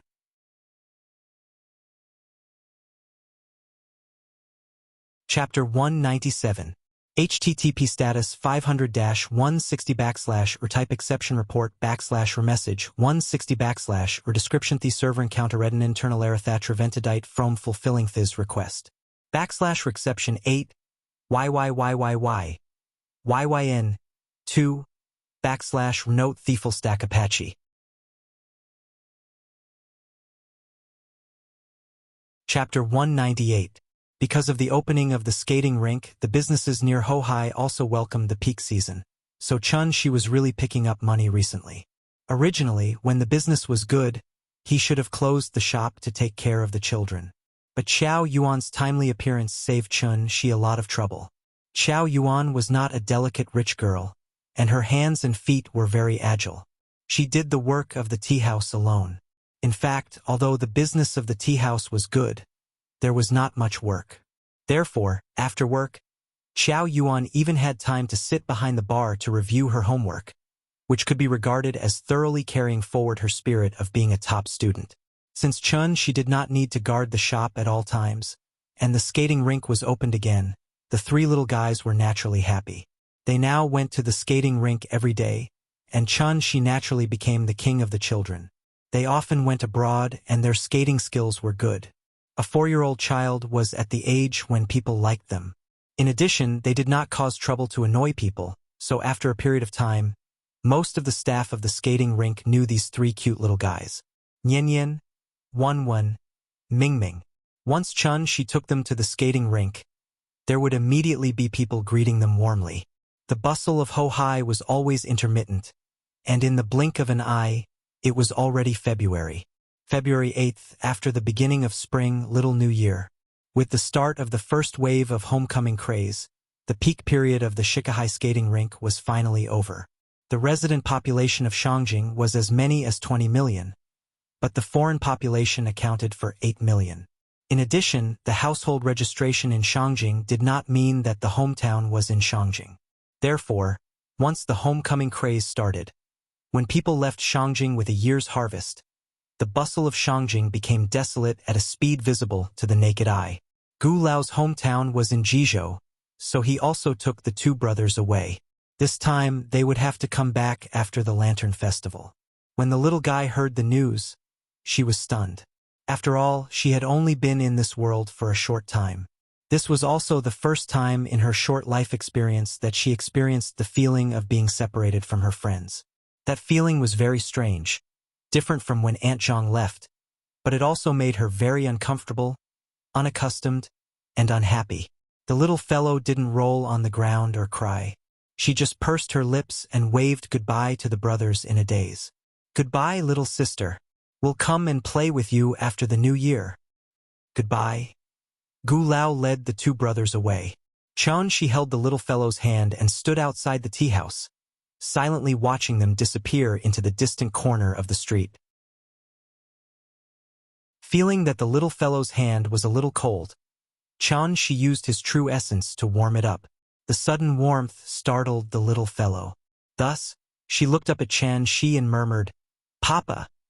Outside a small tea house in Hohai, the father and daughter stood hand in hand. The little fellow looked up while Shi lowered his head. At this moment, time seemed to have frozen. Shi rubbed her head, then squatted beside the little girl. Seeing this, the little fellow took 2 steps forward, took the initiative to lean into his arms, and then wrapped her arms around Shi's neck. Shi picked up the little fellow, scratched her nose, and asked with a smile, "Not happy?" The little fellow pouted and nodded. Her pink little face was like the spring that was about to come at the end of winter, like a flower bud that was about to bloom. Coupled with that pitiful look of grievance, it really melted Shi's heart. Killing by acting cute, and it was his own daughter's acting cute. Not to mention that he was only in the semi-god realm. Even an immortal emperor would not be able to resist this mua. She kissed the little fellow's face heavily. But the little fellow waved her little hands, trying to push Shi away. At the same time, she did not forget to pout and shout, "Papa, you're so annoying." Seeing her look of disdain, she couldn't help but laugh. The little princess was angry, so he had to coax her.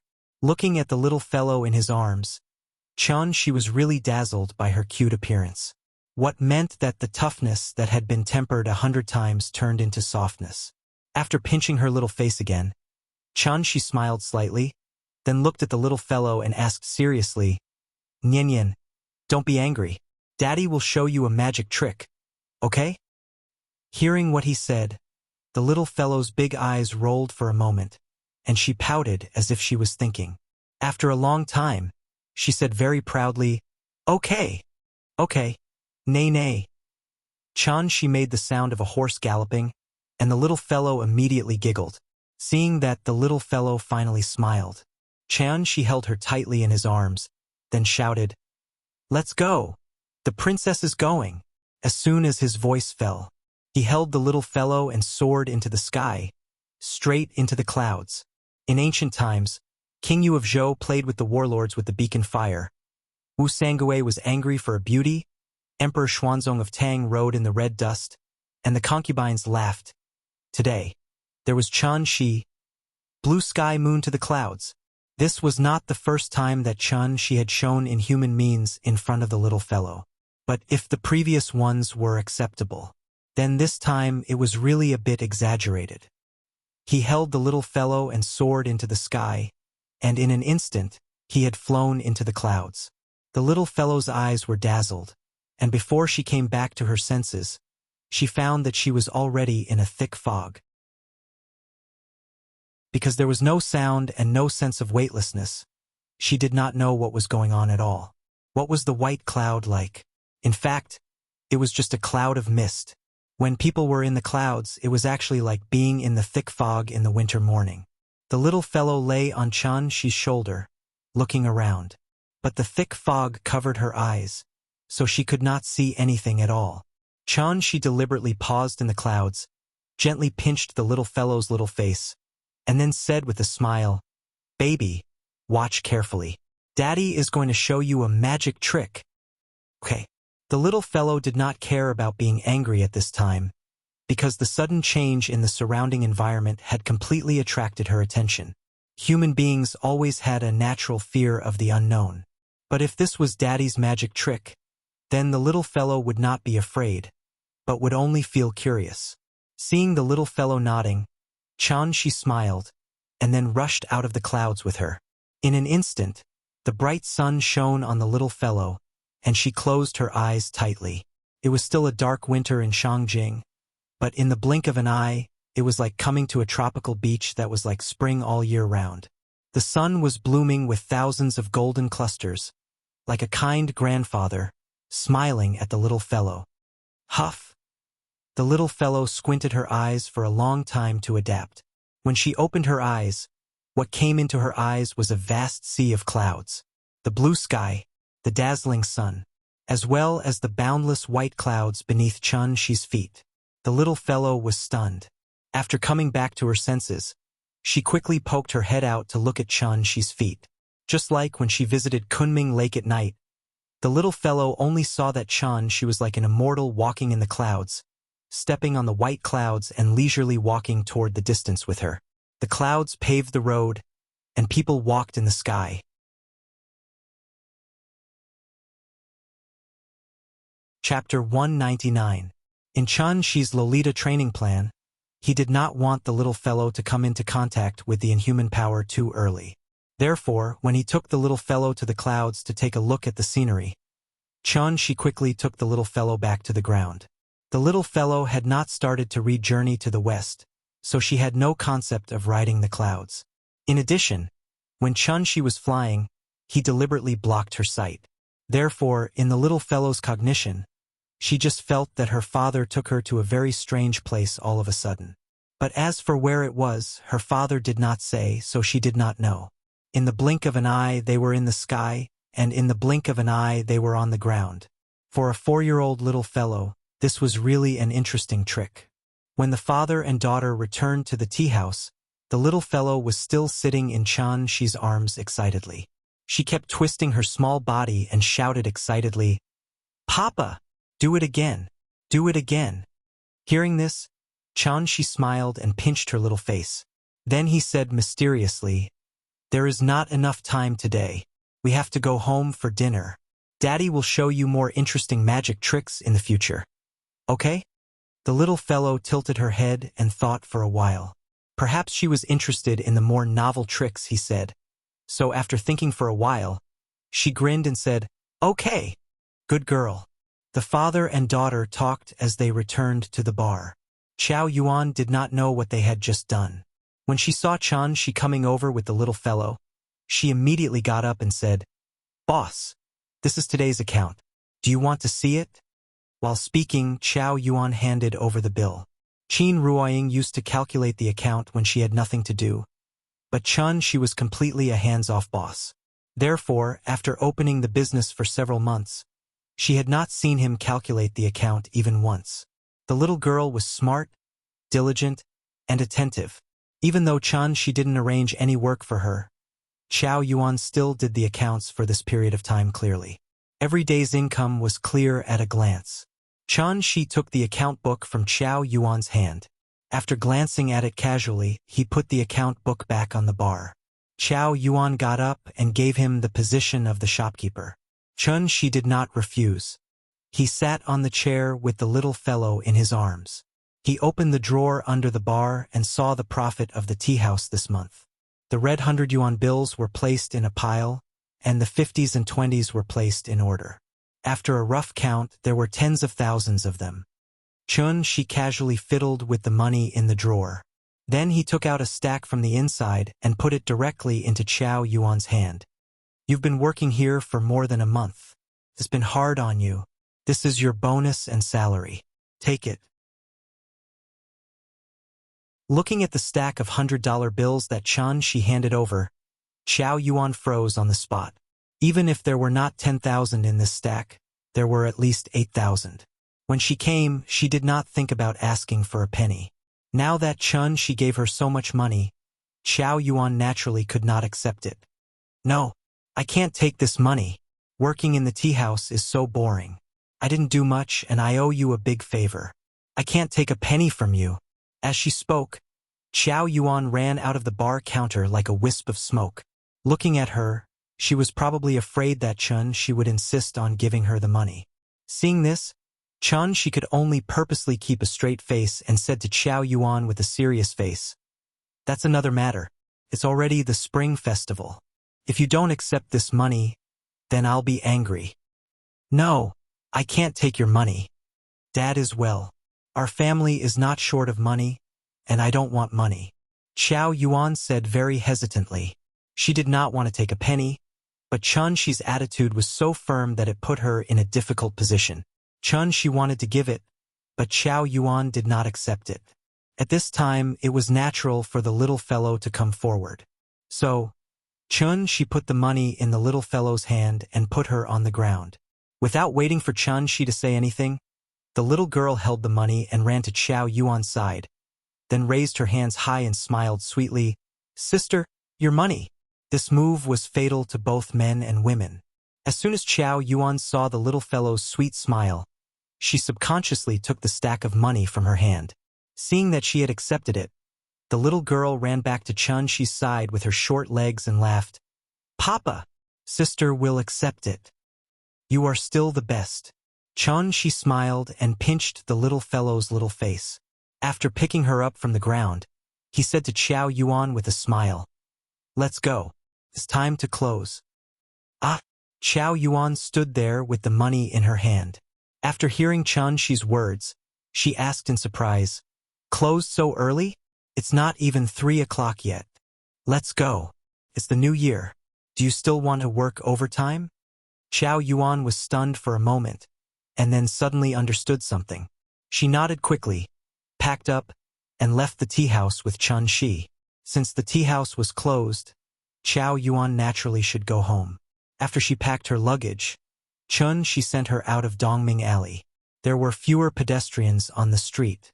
That kind of desolation that suddenly filled the air should be the so-called New Year's smell. Qiao Yuan thanked Chun-Shi again and again. After getting in the car, she stretched out her hand and waved goodbye to the father and daughter. Watching the taxi gradually go away, the little fellow suddenly thought of the brothers. So, she sat in Chun-Shi's arms and murmured thoughtfully, "Papa, is it the new year again?" After hearing her faint murmur, Chun-Shi could not help but frown. The little fellow was different from other children. She did not like the new year, because every new year, she only had Aunt Zhang by her side. After the old and the young had dinner as usual, Aunt Zhang would sit on the sofa with her in her arms and quietly watch the New Year's gala. She did not receive New Year's money, nor did she set off fireworks. She had no siblings, no friends, and no companions. Even her parents were not by her side. Even though the little fellow was still young at that time, she could feel the faint coldness. It was different from loneliness. It was a feeling that only appeared during the new year. How could a child who grew up in such a situation like the new year? As the little fellow's mood fell to the bottom, Chun-Shi's frown deepened. He thought for a moment, hugged the little fellow a little tighter, kissed her little face, and asked with a smile, "Nian, this year, Mom and Dad are all here. Grandpa is also here, and Auntie is also here. The new year is in a few days. Dad will cook you a lively reunion dinner and take you to set off firecrackers. Okay?" Hearing this, the little fellow suddenly thought of something. Yes, this year was different from the past. So, she hugged Chun-Shi's neck and nodded heavily, with a smile on her face again. "I want New Year's money. Other children have New Year's money. I want it too. Then let Grandpa and Auntie give you red packets. Okay? Okay. Papa is the best." The little girl was so happy that she planted a kiss on Chun-Shi's face, making him laugh out loud.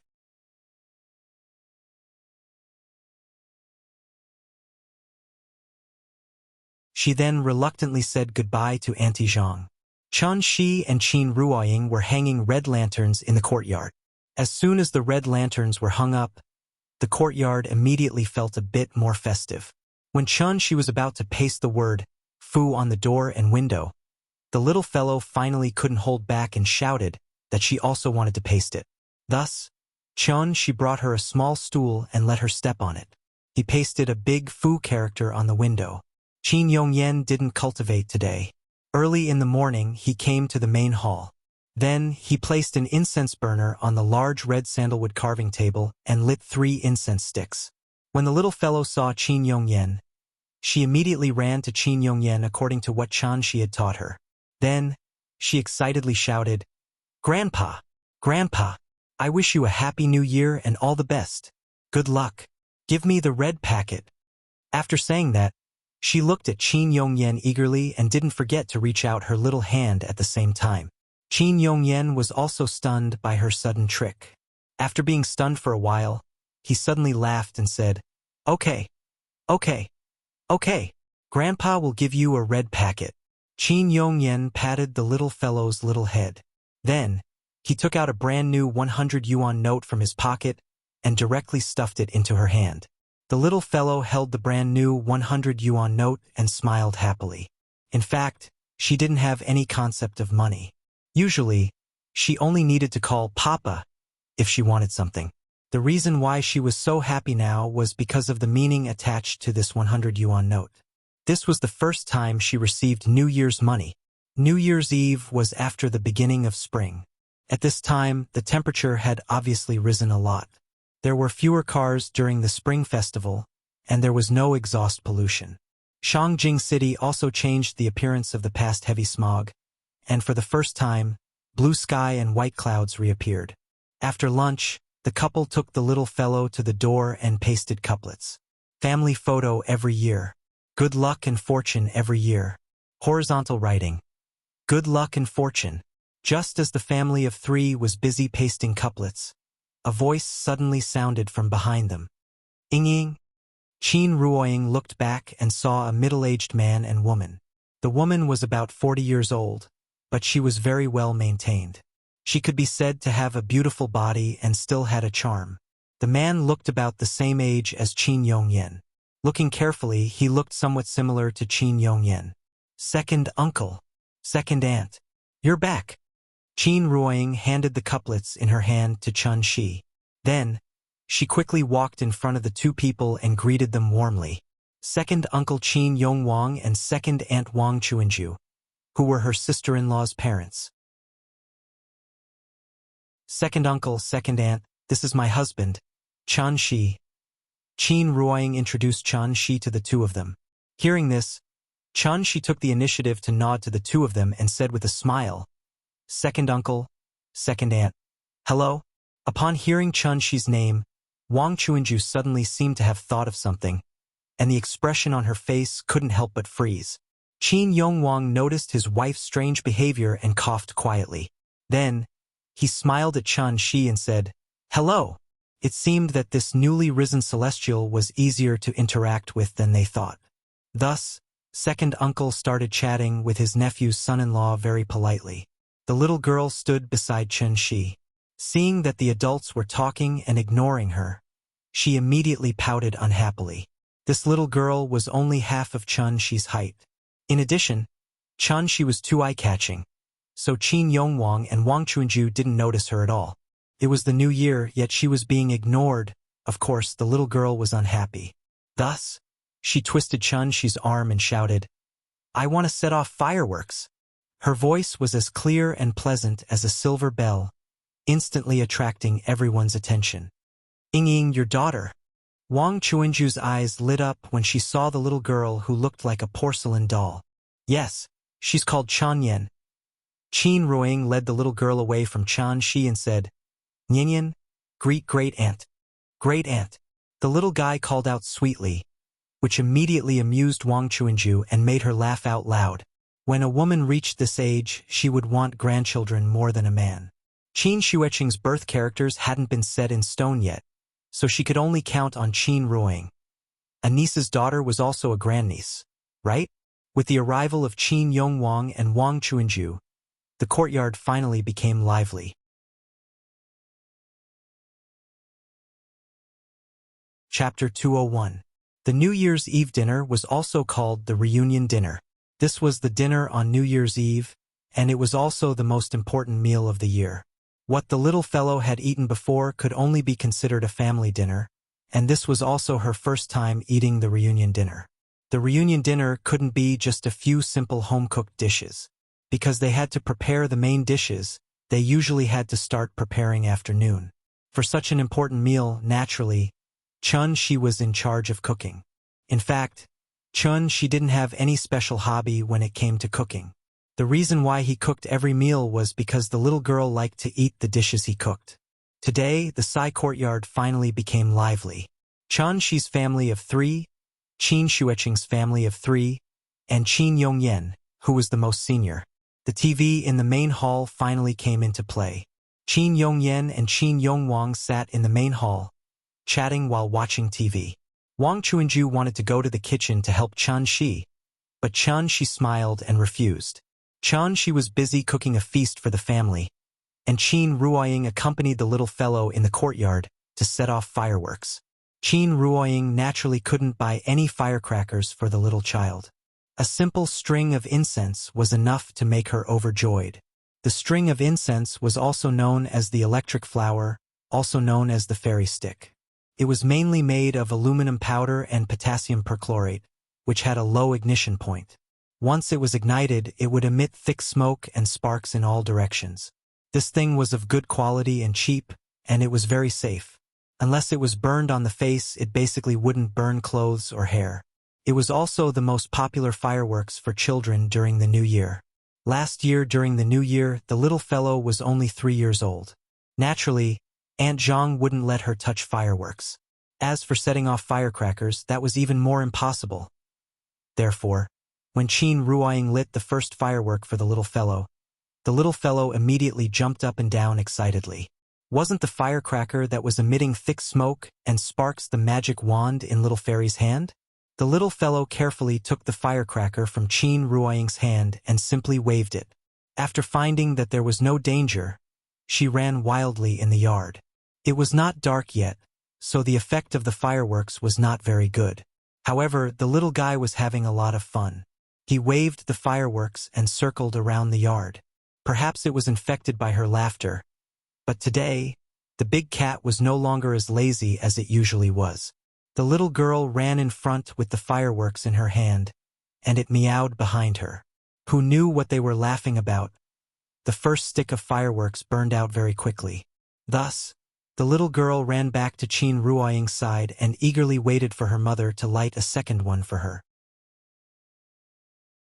Qin Shueching and Wang Chuanju stood on the steps outside the east wing.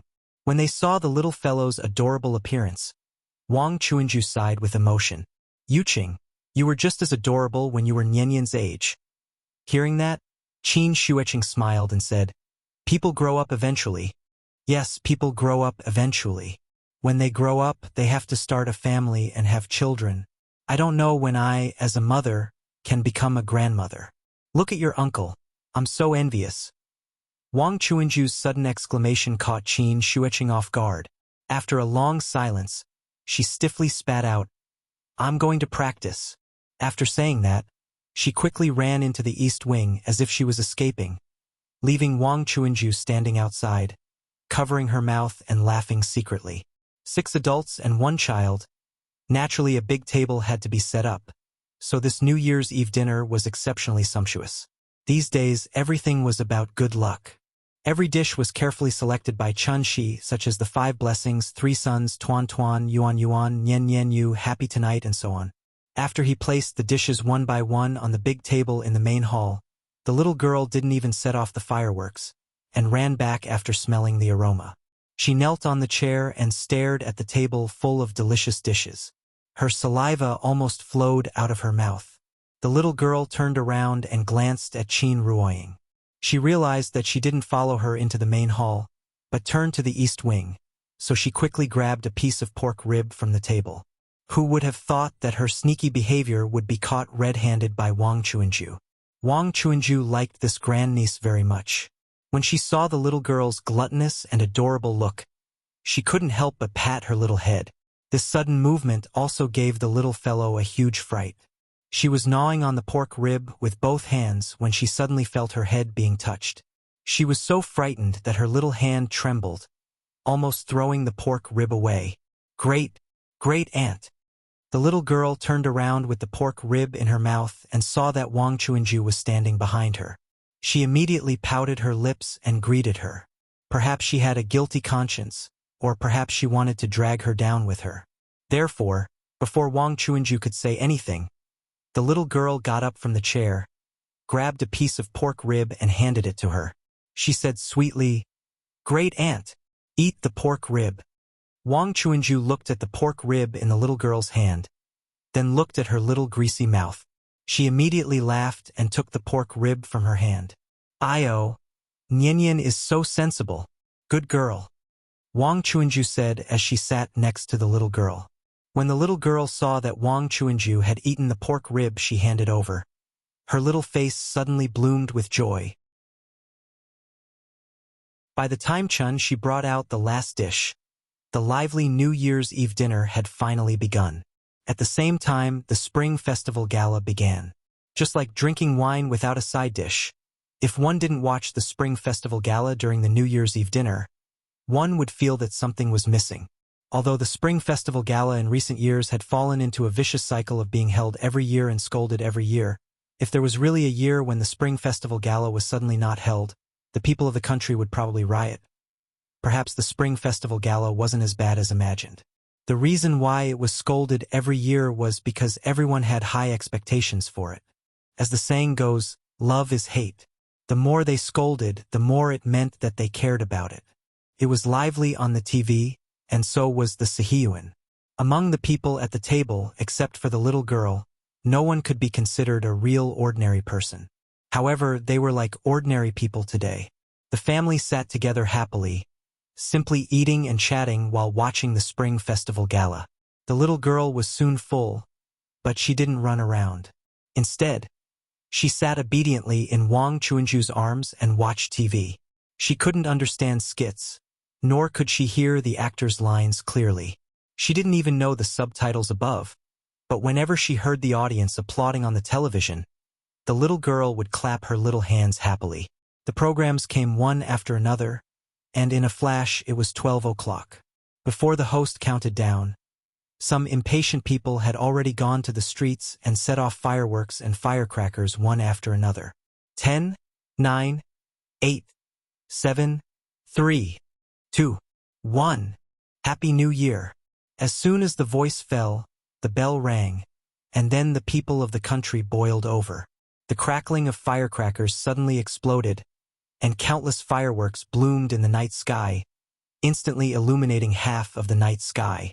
The family came to the courtyard one after another, looking up at the brilliant fireworks one after another. Not to mention how excited the little girl was. Even Qin Shueching, who had always been cold, couldn't help but smile at this moment.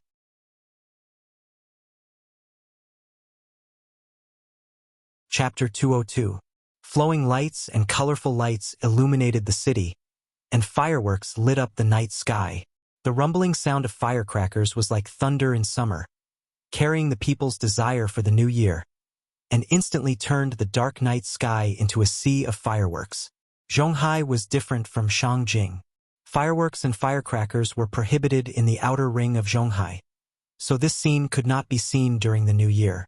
Although the fireworks show broadcast by CCTV was gorgeous and lively, it was not as vivid as standing under the night sky. The overwhelming firework rain continued to bloom in the night sky. The little fellow stared at her big eyes, opened her small mouth, and was so excited that she could not even say a word. It was really beautiful. Fireworks were easy to cool down, but the fleeting brilliance was enough to be remembered for a lifetime. Later, with the help of Chun Shi, the little fellow successfully ignited a sky rocket cannon.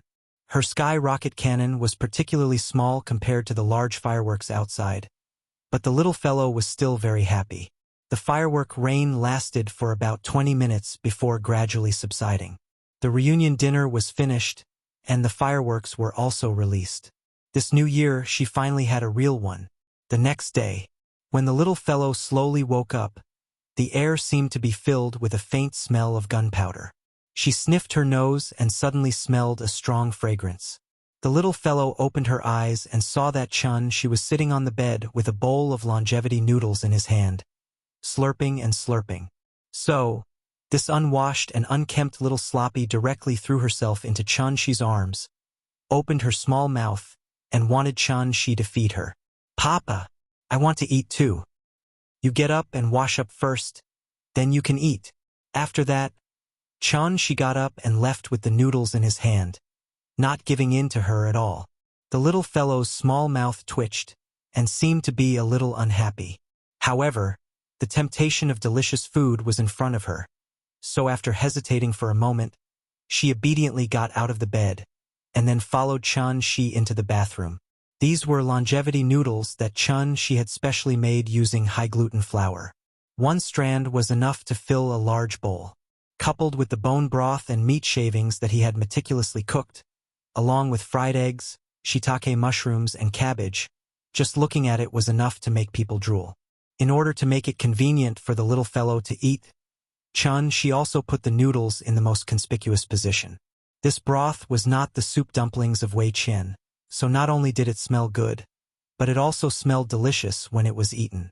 The longevity noodles were too delicious, so the little guy followed Chun-Shi's example, making slurping sounds as he ate the noodles. In just a short while, the bowl of noodles had been eaten clean. After she finished her breakfast, Chun-Shi brought the little fellow to the main hall. The first day of the new year was the day to pay New Year's greetings to the elders. So Qin Yongyan and Qin Yongwang were already sitting in the main hall, waiting for the little fellow's arrival. Chun-Shi led the little fellow to Qin Yongyan, and then the little fellow bowed to him and said, "Grandpa, Happy New Year. I'm here to pay you New Year's greetings." "Oh, good child. Come, yesterday's doesn't count. Today's is the New Year's money from Grandpa." As he spoke, Qin Yongyan smiled and handed a big red packet to the little fellow. The little fellow touched the thick red packet and suddenly grinned foolishly. Seeing this, Chun-Shi patted her head gently. Then, the little fellow seemed to come back to her senses and hurriedly said to Qin Yongyan with a big smile, "Thank you, Grandpa. Happy New Year." Grandpa. The child was still young, so she didn't understand these traditional customs and ceremonies. Naturally, it was up to her parents to guide her. After she paid her New Year greetings to Qin Yongyan, Chun-Shi led her to Qin Yongwang again. Wuxia was particular about seniority. Qin Ruoying was the female, and Qin Yongyan was the maternal grandfather. Qin Yongwang was Qin Ruoying's second uncle, so the little fellow should call him granduncle. Wang Chuanju was granduncle's wife, so she should call him grandaunt or great-aunt. Granduncle didn't sound as intimate as grandpa, so Chun-Shi let the little fellow omit the word uncle in front and just call them grandpa and grandma. Grandpa, grandma, Happy New Year. Wang Chuanju liked the little fellow very much. When she saw the little fellow bow to her, she immediately pulled the little fellow into her arms. "Nian is so good. Come. Grandma will give you a big red packet." "Thank you, Grandma." The little fellow held a big red packet in one hand, and her little face was so happy that flowers bloomed.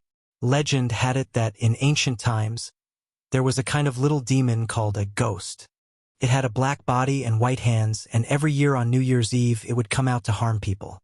People were afraid that ghosts would come to harm their children, so that night, they would light up the lanterns and sit without sleep. It was called guarding ghosts, because of the homonym of sway and ghost. Everyone thought that after the child received the New Year's money, they could ward off evil spirits and exorcise them, and spend the year peacefully. What the elders gave to the juniors was called ghost money. What the juniors gave to the elders was called lucky money. Generally, after paying their New Year greetings to the elders, they could go out and visit relatives. There were only so many people in the family, and they didn't have any relatives. So Wang Chuanju suggested that they take the little fellow to the temple fair to have fun together. Qin Shueqing didn't want to go, But before she could say a reason, Wang Chuanju glared at her fiercely. Looking at that attitude, it was impossible for her not to go today. Thus, the big family simply packed up and walked out of the courtyard together. There were 6 adults, 1 child, and 1 cat. The whole family was really mobilized. The group of people walked out of the alley. She went to the roadside and was about to call a taxi, but Wang Chuanju stopped him and called someone to send a car over. Then, 2 red flag H7s with white and black lettering drove over from not far away. The license plate of the armed police should have the word WJ on it, but the license plate of the 2 cars was WL. Clearly, they were Wu Lian's cars. The drivers of the 2 cars had met Chen Shi before. They were the fake couple from the inspector's office. The man was called Xiao Wang, and the woman was called Xiao Lu. Xiao Wang parked the car at the entrance of the alley. After he got out of the car, he appeared very reserved and greeted them. Mr. Chen, Deputy Director Qin, Director Wang, Director Qin, Happy New Year. Just saying these titles made Xiao Wang feel a lot of pressure. When Qin Yong Wang saw this, he smiled and patted Xiao Wang's shoulder. He said very kindly, Xiao Wang, you've worked hard. Happy New Year. Not at all, not at all. When Xiao Wang heard his leader's concern, he laughed foolishly. The inspector's office also had a rotation system. Because the new year was very special, 1 day could be 3 days. On the 3rd day of the new year, Xiao Wang could rest for more than 10 days. Moreover, the New Year's subsidies were very high. When he thought about it, he was naturally very happy. Xiao Wang and Xiao Lu left after sending the car over. Then, Chen Shi's family of 3 and his sister-in-law sat in 1 car, and the elders sat in another. The whole family went straight to Earth Temple in a grandiose manner. Temple fairs were considered a traditional folk activity in Wuxia. Every new year, many places in Shangjing would hold temple fairs. In fact, temple fairs were quite similar to market fairs. However, temple fairs would be interspersed with various performances, mainly to worship customs and celebrate festivals. Markets, on the other hand, were purely commercial activities. Hohai was less than 5 kilometers away from Earth Temple. Normally, it would take half an hour to drive to Earth Temple, but today it only took a few minutes. After parking the car, the whole family walked into Earth Temple in a grandiose manner. Today, Earth Temple was very lively.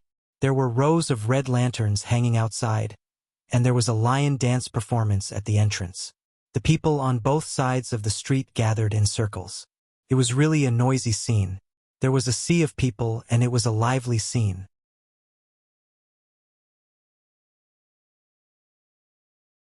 Chapter 203.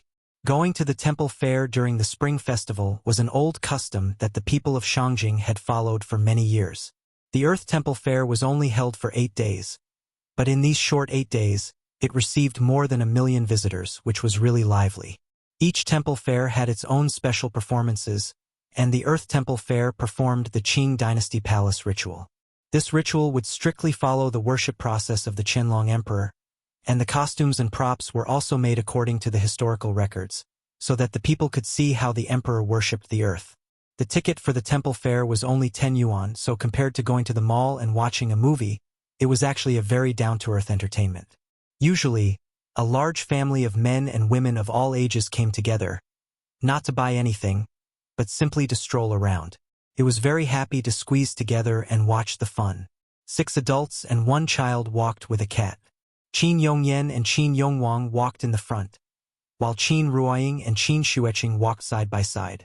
The 2 sisters hadn't talked for a long time, and now they were together whispering something.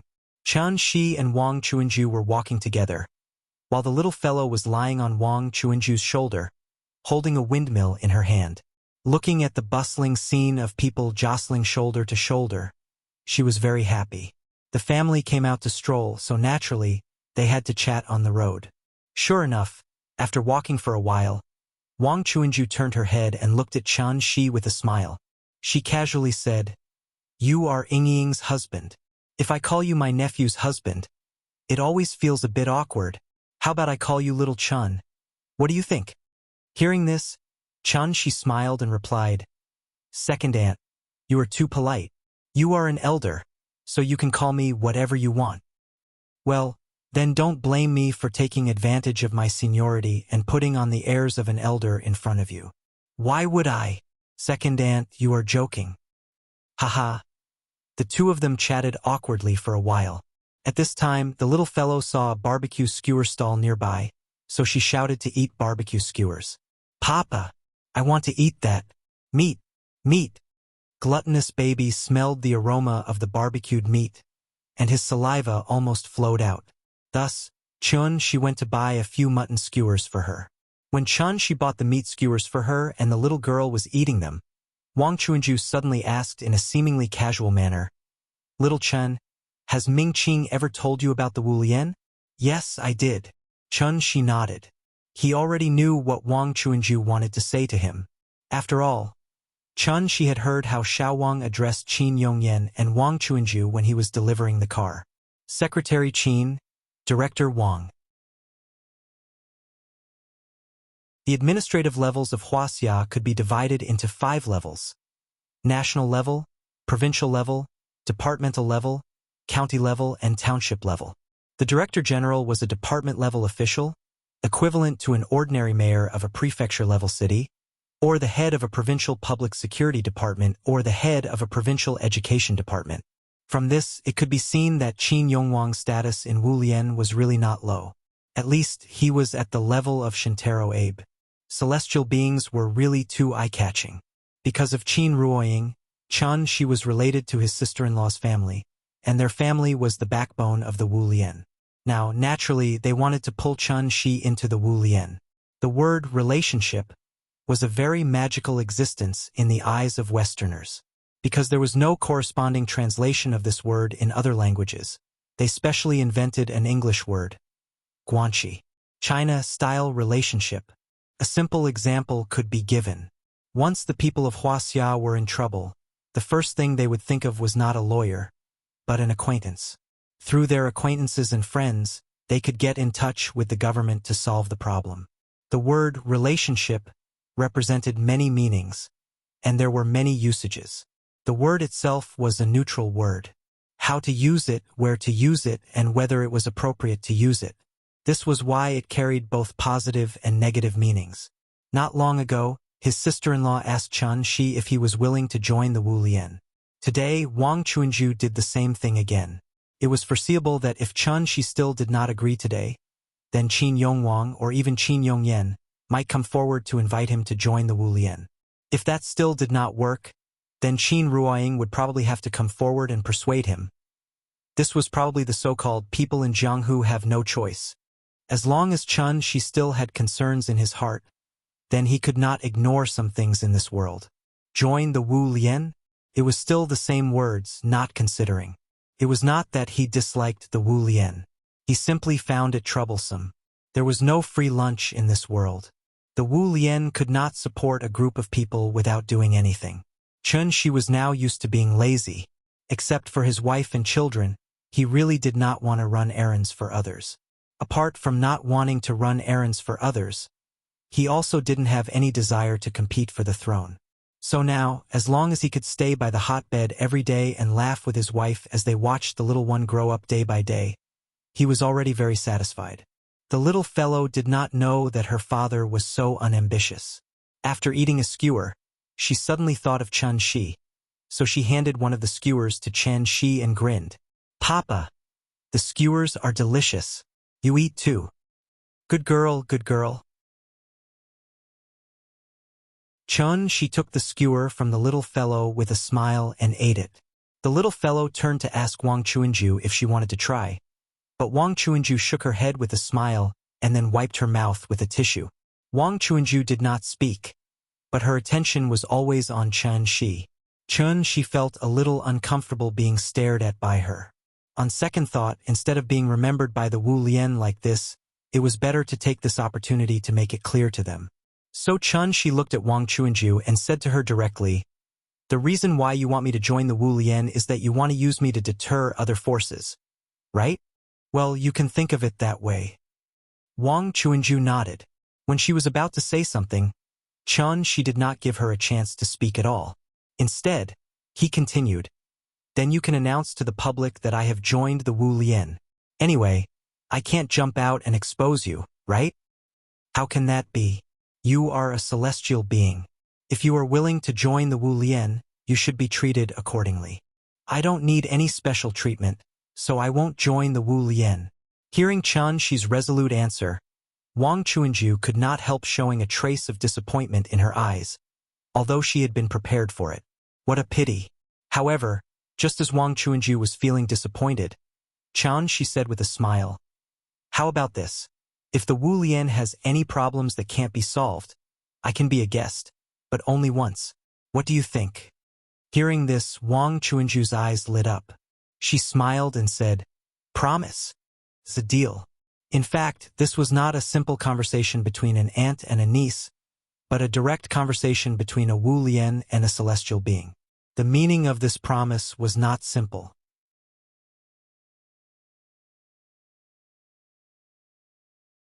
Chapter 204. The temple fair was crowded with people, and the sound of gongs and drums filled the sky. It was a festive scene. For the Wuxia people, the significance of the Spring Festival was extraordinary. The Spring Festival was also a holiday, but this long holiday was different from the Mid-Autumn Festival, the Dragon Boat Festival, and the National Day, because only during this period, people could let go of their social identities, no longer bosses, employees, or students, but fathers, mothers, or children. Their social identities were temporarily invalid, and they had to rush home no matter where they were, just to be able to have a good new year with their families. The conversation between the two was quite pleasant.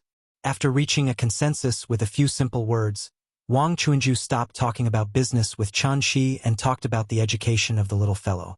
Chen Shi had already made up her mind to wait until September next year before sending the little guy to kindergarten for big classes. At that time, she was 5 years old. After adapting to kindergarten for a year, she was just at the age of primary school. The timing was just right. The little fellow was now very clever. When the adults spoke, she would listen to them. It didn't matter if she didn't understand. Once she heard something that she could understand, she would immediately express her opinion. For example, when she heard the sensitive word kindergarten, the little fellow immediately pouted and shouted, "I don't want to go to kindergarten." In the past, she was lonely and had no one to accompany her. Now, under the leadership of the two brothers, she had completely let go of herself, so she would rather die than go to kindergarten again. The little fellow sat in Wang Chuanju's arms and twisted her buttocks. Seeing this, Wang Chuanju comforted her with a smile. Okay. If you say you don't want to go, then don't go. Grandma is so nice. The family strolled around Daitan Park for the whole morning. When it was time for lunch, Qin Yongwang took everyone to know. B16 at the north gate of Daitan Park. No, B16, Hipingli Central Street, was a high-end club, similar to the Binjiang Club, but far better than the Binjiang Club. If the Binjiang Club represented business, then no. B16 represented power. It was originally a royal garden called Jifanjiwen, which was under the jurisdiction of Daitan Park and covered an area of nearly 10,000 square meters. At first, the project approval was in the name of building office space in Daitan Park. However, after the construction, it suddenly changed and directly became a gathering place for the rich and powerful. No. B16 Club. This kind of fraudulent operation was simply not something that ordinary people could imagine.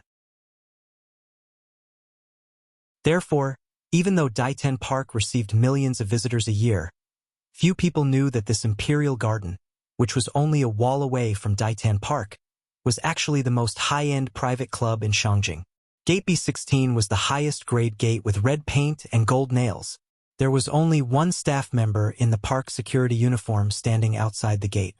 If it were an ordinary tourist, they would probably think that this place was not open to the public and that it was some kind of museum or research institute.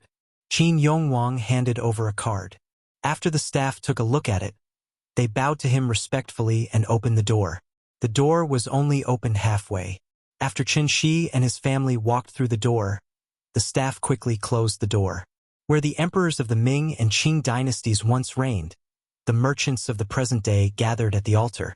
Without going out of the city, one can enjoy the beauty of mountains and rivers.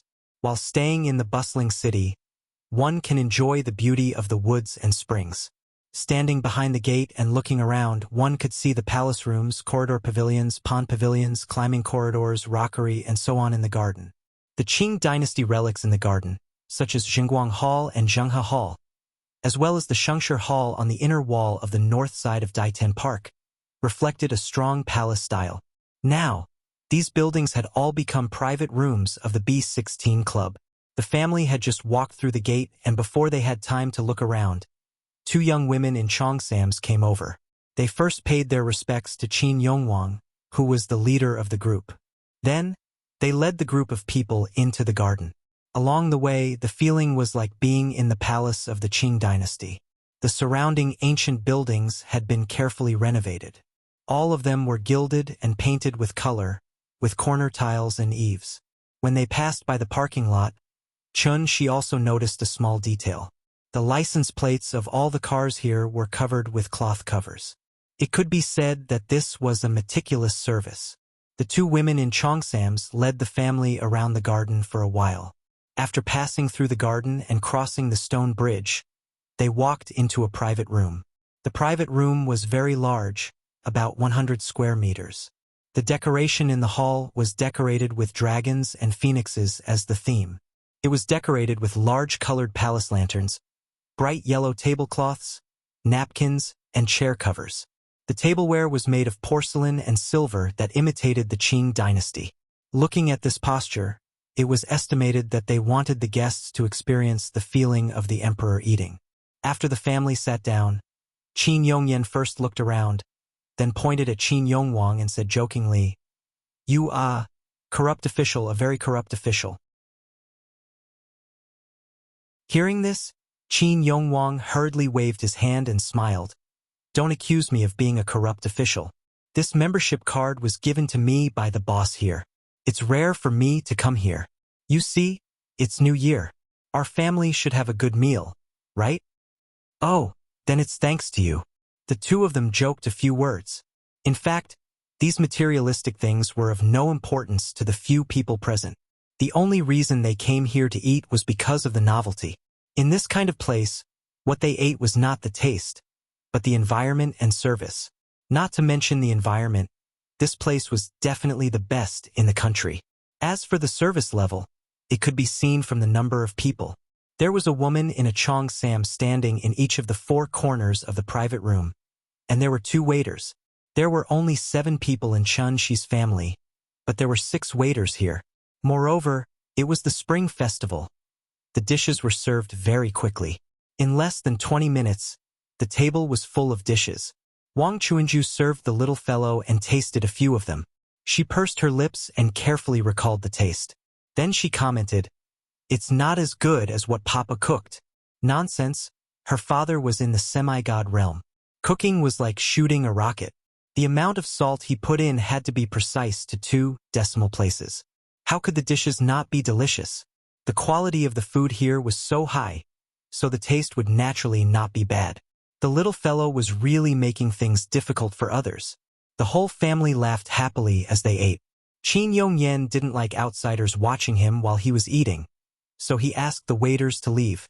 However, not long after the waiters left, there was a sudden knock on the door of the private room. After Qin Yongyan asked to come in, a man who looked about 30 or 40 years old came in. The man was holding a glass of red wine. After briefly glancing at the people in the room, he went directly to Qin Yongwang and said to him with a smile, "Secretary Qin, Director Wang, I just heard that you were eating here, so I wanted to come and give you a New Year's greeting. Do you mind if I come uninvited?" After hearing the man's words, Qin Yongwang stood up and replied with a smile, "Mr. Wu, you're welcome." As he spoke, he picked up his glass and gently clinked it with Mr. Wu's.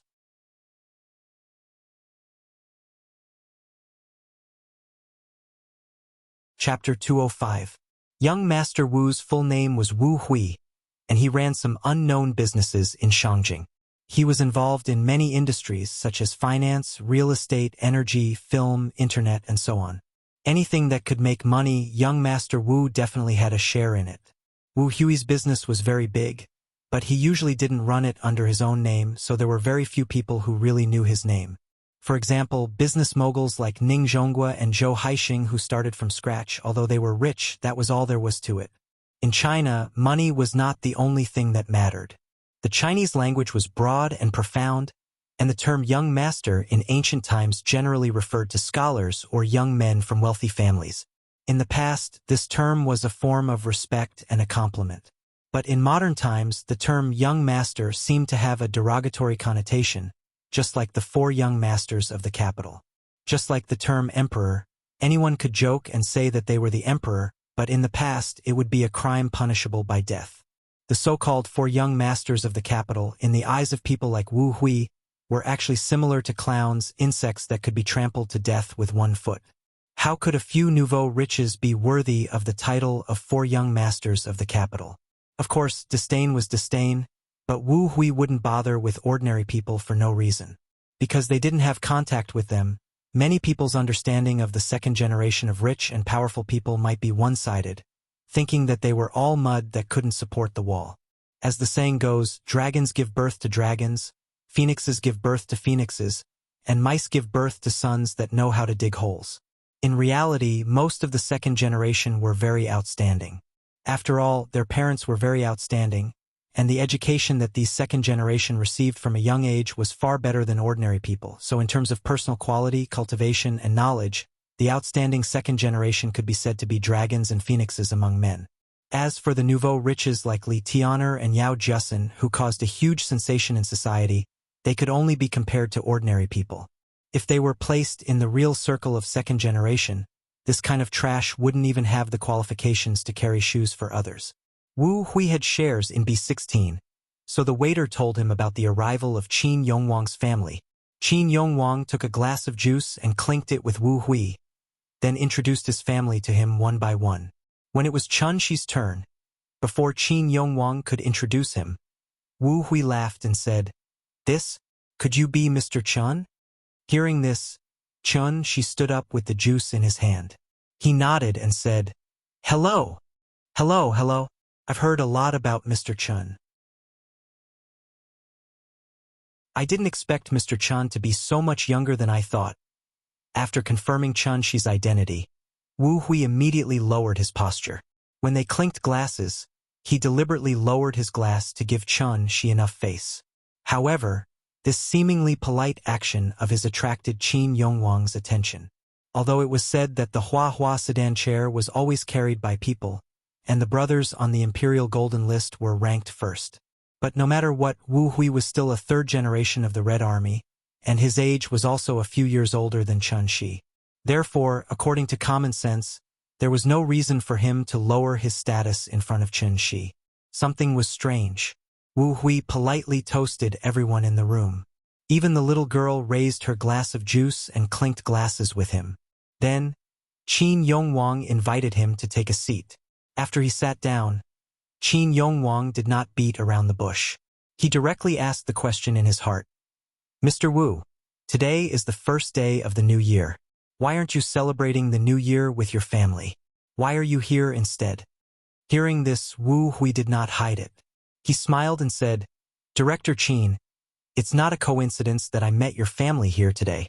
In fact, I came here after I received the news." "Oh, why?" "For Mr. Chun." As soon as he said this, Chun Shi suddenly became the focus of the room. Even Qin Ruoying was a little confused.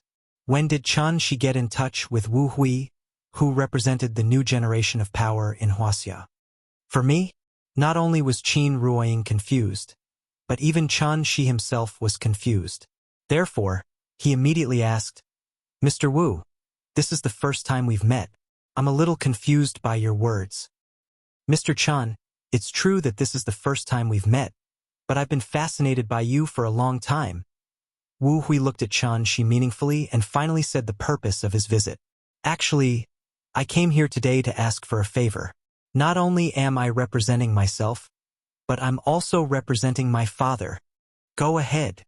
After hearing Wu Hui's serious words, Chun Shi did not feel anything, so he casually nodded.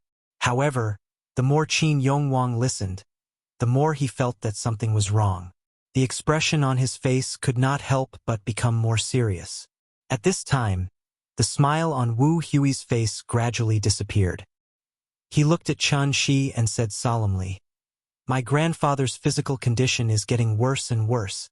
I heard that Mr. Chen has the ability to understand the world, so I took the liberty to come here today to disturb you. I only hope that Mr. Chen can save my grandfather." After that, Wu Hui got up and bowed respectfully to Chen Shi. The reason why he was so polite in front of Chen Shi was actually not because of Chen Shi's identity as a celestial being, but because the king of hell was worried. How many powerful second generations were there in Wuxia?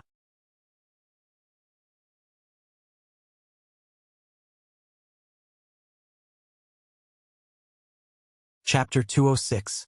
Yama's Sorrow, Yama's Sorrow. If Yama wanted someone to die at midnight, he could keep them alive until dawn. Legend had it that a single pill of Yama's Sorrow could bring the dead back to life. It had the miraculous effect of reviving the dead. Although Wu Hui also felt that this was an exaggeration, he was now like a drowning man desperately trying to grasp at the last straw. Therefore, he roughly explained the Wu family's current predicament at the dinner table. There was nothing shameful about this. As long as Chen Shi could let Elder Wu live for 2 more years and hold on until Wu Ying successfully crossed the threshold, then the Wu family would be able to maintain their current status. Once Chen Shi agreed, then this favor would really be a life-saving grace for the Wu family. Wu Hui was very smart, so he didn't mention anything about remuneration from beginning to end. Instead, he kept pleading very sincerely, "Mr. Chen, please save my grandfather. The Wu family will always remember this great kindness in their hearts." It was the new year, and the family could still encounter this kind of thing. Chen Shi pondered for a moment, then frowned and asked, "How old is your grandfather today?" 84. He doesn't have any serious illness, right? Only old illnesses like high blood pressure and gout. It's probably because he injured his roots on the battlefield.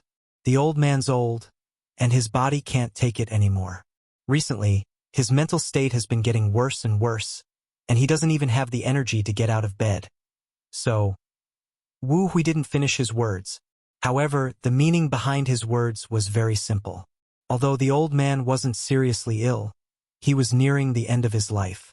Death was an illness that couldn't be cured. After all, a person's life was limited. When a person faced a natural death, they would always be aware of it beforehand.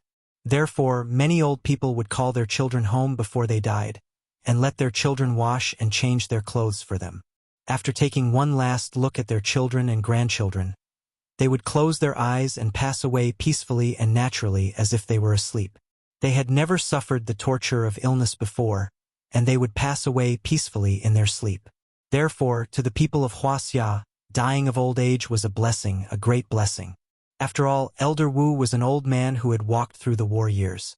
He had experienced ups and downs and enjoyed the prosperity of the world. Now that he was nearing the end of his life, it should have been a joyous occasion. Unfortunately, this was not the right time. If the old man passed away at such a critical moment, it would undoubtedly be a huge blow to the Wu family. It was a nightmare, just a little more. Once the old man passed away, how could Wu Ying advance further? What Wuxia did not lack the least was talent. There were plenty of competitors who had the same qualifications and abilities as Wu Ying, and some were even older than him. As the saying goes, the tea cools down when the person is gone. These things were top secret. The fact that Wu Hui was willing to reveal the old master's condition in front of everyone meant that he saw Chen Shi as his last hope. Qin Yongwang and Wang Chuanju glanced at each other before they started to eat. This was a very important matter, so the moment Wu Hui finished speaking, Qin Yongwang glanced at Wang Chuanju and started to eat silently. Qin Yongyan was dressed in white. Qin Ruoying didn't understand the situation, and Qin Xueqing was completely uninterested. Everyone was waiting for Chen Shi's answer. The only one who could laugh at such a time was obviously the little girl. She picked up her chopsticks, clumsily picked up a piece of fatty meat, and handed it to Chen Shi. Then, she said seriously, "Papa, I'll treat you to it." The little girl didn't eat fatty meat because she felt that it was too stuffy, so she hated fatty meat very much. She didn't eat it, but she could give it to Papa. The little brat had learned how to be naughty. She turned to look at her, reached out and rubbed her head. Then, he opened his mouth and swallowed the fatty meat on her chopsticks. After seeing she swallow the fatty meat, the little girl clapped her hands and giggled. "Papa is so awesome." Her clear, childish voice sounded in the private room, which was particularly ear-piercing. She glanced at Wu Hui thoughtfully, but saw that there was no change on his face, which made she think more highly of him. Therefore, he didn't beat around the bush. After motioning the little girl to be quiet, she turned to look at Wu Hui and asked very calmly, "Mr. Wu, I don't know if you have heard of the saying, 'Life and death are predestined and can't be changed.'" Hearing this, Wu Hui's face changed greatly. In a moment of excitement, he even accidentally knocked over the wine glass on the table. "Life and death are predestined and can't be changed." This sentence was said by Zhuge Liang when Wei Yan stepped on his life lamp. How could Wu Hui not know? Zhuge Liang went out of Mount Qi 6 times and exhausted his efforts. Finally, he set up the 7-star life-extending lamp in Wuzhong Plain in an attempt to change his fate. However, because Wei Yan accidentally knocked over his life lamp, all his efforts were wasted, and he died with regret. The reason why Sima Yi had the last laugh was not because he was stronger than Zhuge Liang, but because he had lived for a long time. He dragged Zhuge Liang to death and exhausted 3 generations of the Wei Kingdom's monarchs. All the enemies who could compete with him were dead. Naturally, the Sima family could achieve great things. In terms of survival ability, Sima Yi was the best in the world. Old Master Wu was not Sima Yi, but Zhuge Liang. So, Wu Hui stood in place and couldn't help but clench his fists. In the end, he was still a little unwilling, so he asked in a slightly trembling voice, "Mr. Chan, you really don't have a way? 1 year, Grandpa only needs 1 year. She shook his head slightly, then took out 3 energy pills from his bag and put them on the round table. After slowly turning the energy pills in front of Wu Hui, she said calmly, "This is the legendary Yama's Cho. In fact, you should know that the Jianghu's rumors can't be trusted. After all, this medicine is not the life fruit of the grand deity Zhen Yuan. Can cure diseases, but it can't change fate. You can take it back and let the old man try it. It should improve his mental state. But I still say the same thing, life and death are predestined and can't be changed. Young Master Wu, I'm very sorry." Wu Hui stared at the 3 pills in front of him in a daze. This was the Yama's Cho he had been dreaming of. But Shi's words completely extinguished the hope in his heart. After spitting out a mouthful of turbid air, Wu Hui used a tissue to carefully wrap up the 3 pills. Then, he solemnly bowed to Chen Shi and said, "Thank you, Mr. Chan." After that, he turned and left the room without even saying goodbye to Qin Yongwang. Perhaps it was because they empathized with Wu Hui's feelings, so the atmosphere in the room became a little strange. After Wu Hui left, Qin Ruoying looked at Chen Shi thoughtfully, then asked in a low voice, "You really don't have a way?" Hearing that, Chen Shi smiled and shook his head, not answering her question. Zhuge Liang wasn't the only one who knew how to use the 7-star life-prolonging lamp. Zhuge Liang failed, but another person succeeded. That person was Liu Bowen. Zhuge Liang divided the world. Liu Bowen unified the country. Liu Bowen was the #1 strategist of the Great Ming Dynasty. He followed Zhu Yuanzhang to wipe out the warlords and expel the Tatars. After many years of fighting, he realized that his life was coming to an end, so he used the 7-star life-prolonging lamp to extend his life by 12 years. Only then was he able to help Zhu Yuanzhang unify the world and recover the Han people's country. To put it bluntly, it wasn't that She didn't have a way, but that he didn't want to. There were too many implications, and it couldn't be explained in a few words. The title of Yama's Cho was made by Ning Zhonghua, so today, it was up to him to personally destroy this title. The previous chapter has been censored, and I don't know when it will be released. Let's leave it at that. Friends who haven't read it can wait a few days, when the editor goes to work. I won't write about these sensitive topics in the future.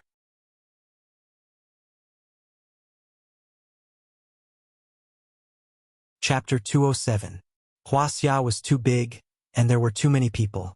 What happened to Wu Hui's family was not uncommon in the officialdom. The Great Han Empire and the Great Tang Empire, which used to be extremely powerful, would also collapse one day. Compared to them, what was the Wu family? Life and death were fated and could not be changed. As the supreme ruler of the world, the emperors of each dynasty held the power of life and death in their hands. They sat on 3,000 beauties, ate all kinds of delicacies, and wore all kinds of silk. But in the end, they all pursued the same thing, immortality. If Chun Shi promised Wu Hui today to extend old Master Wu's life and help the Wu family out of this predicament, then the threshold of the courtyard would probably be trampled flat by people who came to ask for medicine. Wu Hui's sudden departure seemed to have diluted the festive atmosphere. It was supposed to be a happy time for family reunion, but now everyone was silent. Qin Yongyan first looked at Qin Yongwang and Wang Chuanju, then turned to look at Chun Shi. Only then did he pick up the juice and smiled at the little girl. Nianyan, Grandpa taught you a poem. Do you want to learn it? Hearing this, the little girl tilted her head and asked, Poem? Grandpa, what is a poem? It's the same as a poem. Have you recited a poem? Yes, Papa taught me to recite poems before. When it came to poems, the little girl's eyes suddenly lit up.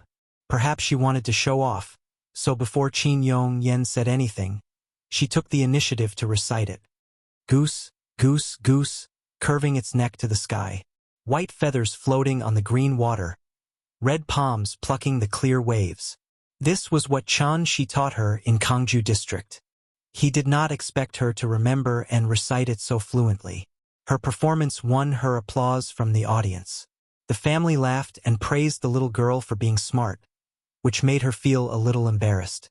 Seeing his daughter so smart, Chun Shi also felt proud, so he could not help but reach out and pinch her little face, which made the little girl pout on the spot. Papa, you're so annoying. Even the little one knows how to be shy with her interruption.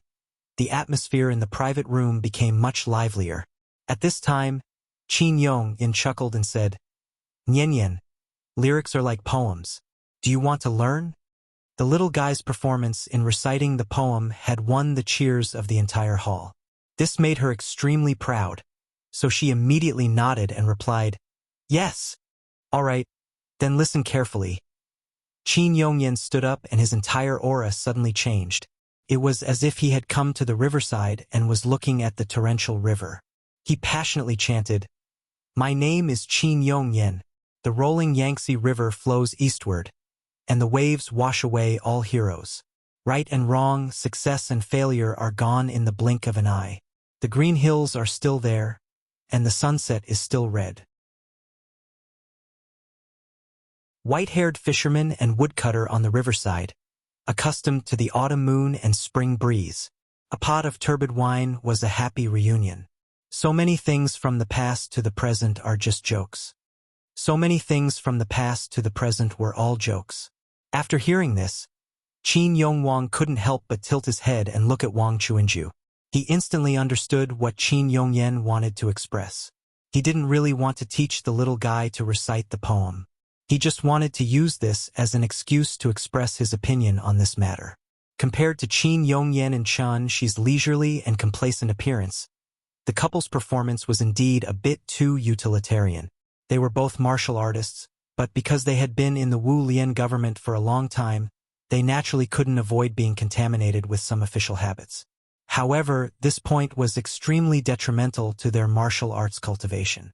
Qin Yongyan was giving them pointers. Everyone was smart, so there was no need to say anything.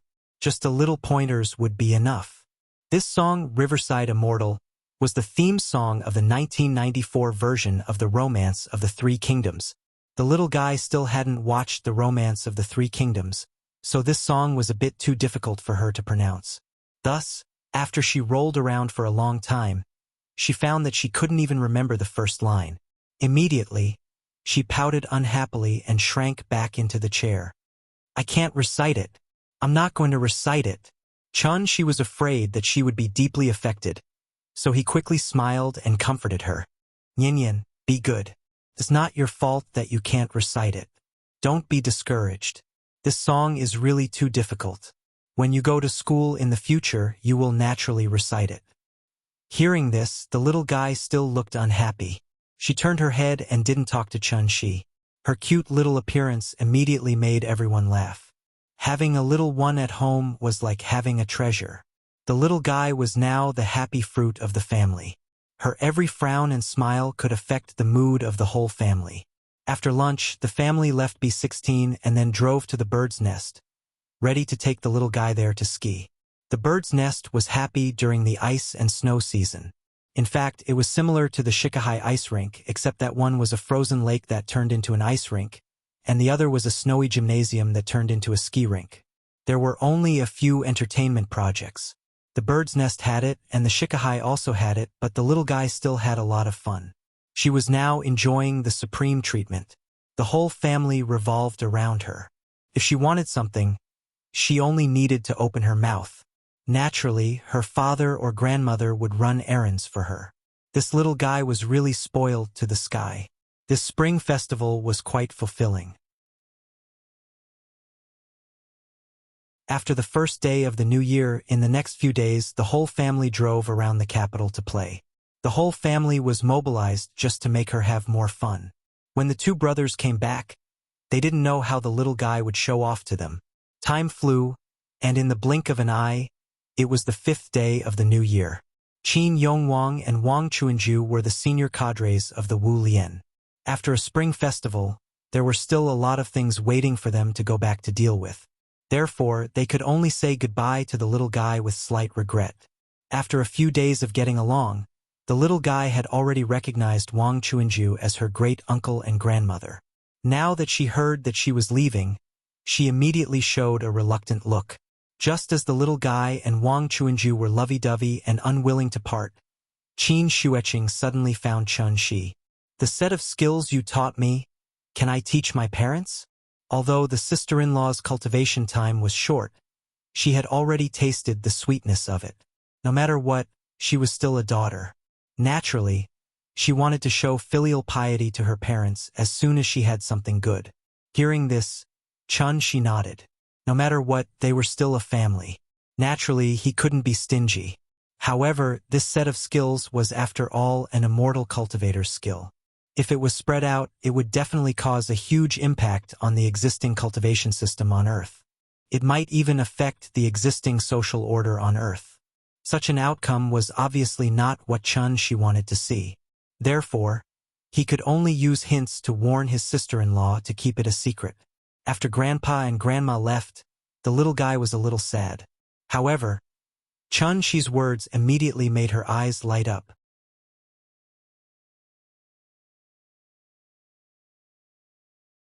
Chapter 208. Go to Chengdu to see Grandma. This suggestion was very tempting for the little girl. The little girl had a good impression of Chengdu. Although she didn't like Kai Shu-Qin, her grandma was there. Therefore, after hearing Chun-Shi's suggestion, the little girl immediately jumped up and shouted excitedly, "I want to go to Chengdu! I want to see Grandma! I want to go to Chengdu! I want to see Grandma!" The family of 3 was standing outside the courtyard to send Qin Yongwang and his wife off. The little girl's sudden shout even startled Qin Yongwang and his wife, who had already walked to the entrance of the alley. While they were sending their grandparents off, she was already shouting about looking for Grandma. This was the reason why Chun-Shi didn't often mention Aunt Zhang. The little girl always listened to the wind and rain. Once she had an idea, she couldn't take it back. After sending Qin Yongwang and his wife off, Chun-Shi and his family returned to the West Wing and began to pack their luggage. During this time, Chun-Shi even asked his sister-in-law if she wanted to go to Chengdu with them, but his sister-in-law decisively refused.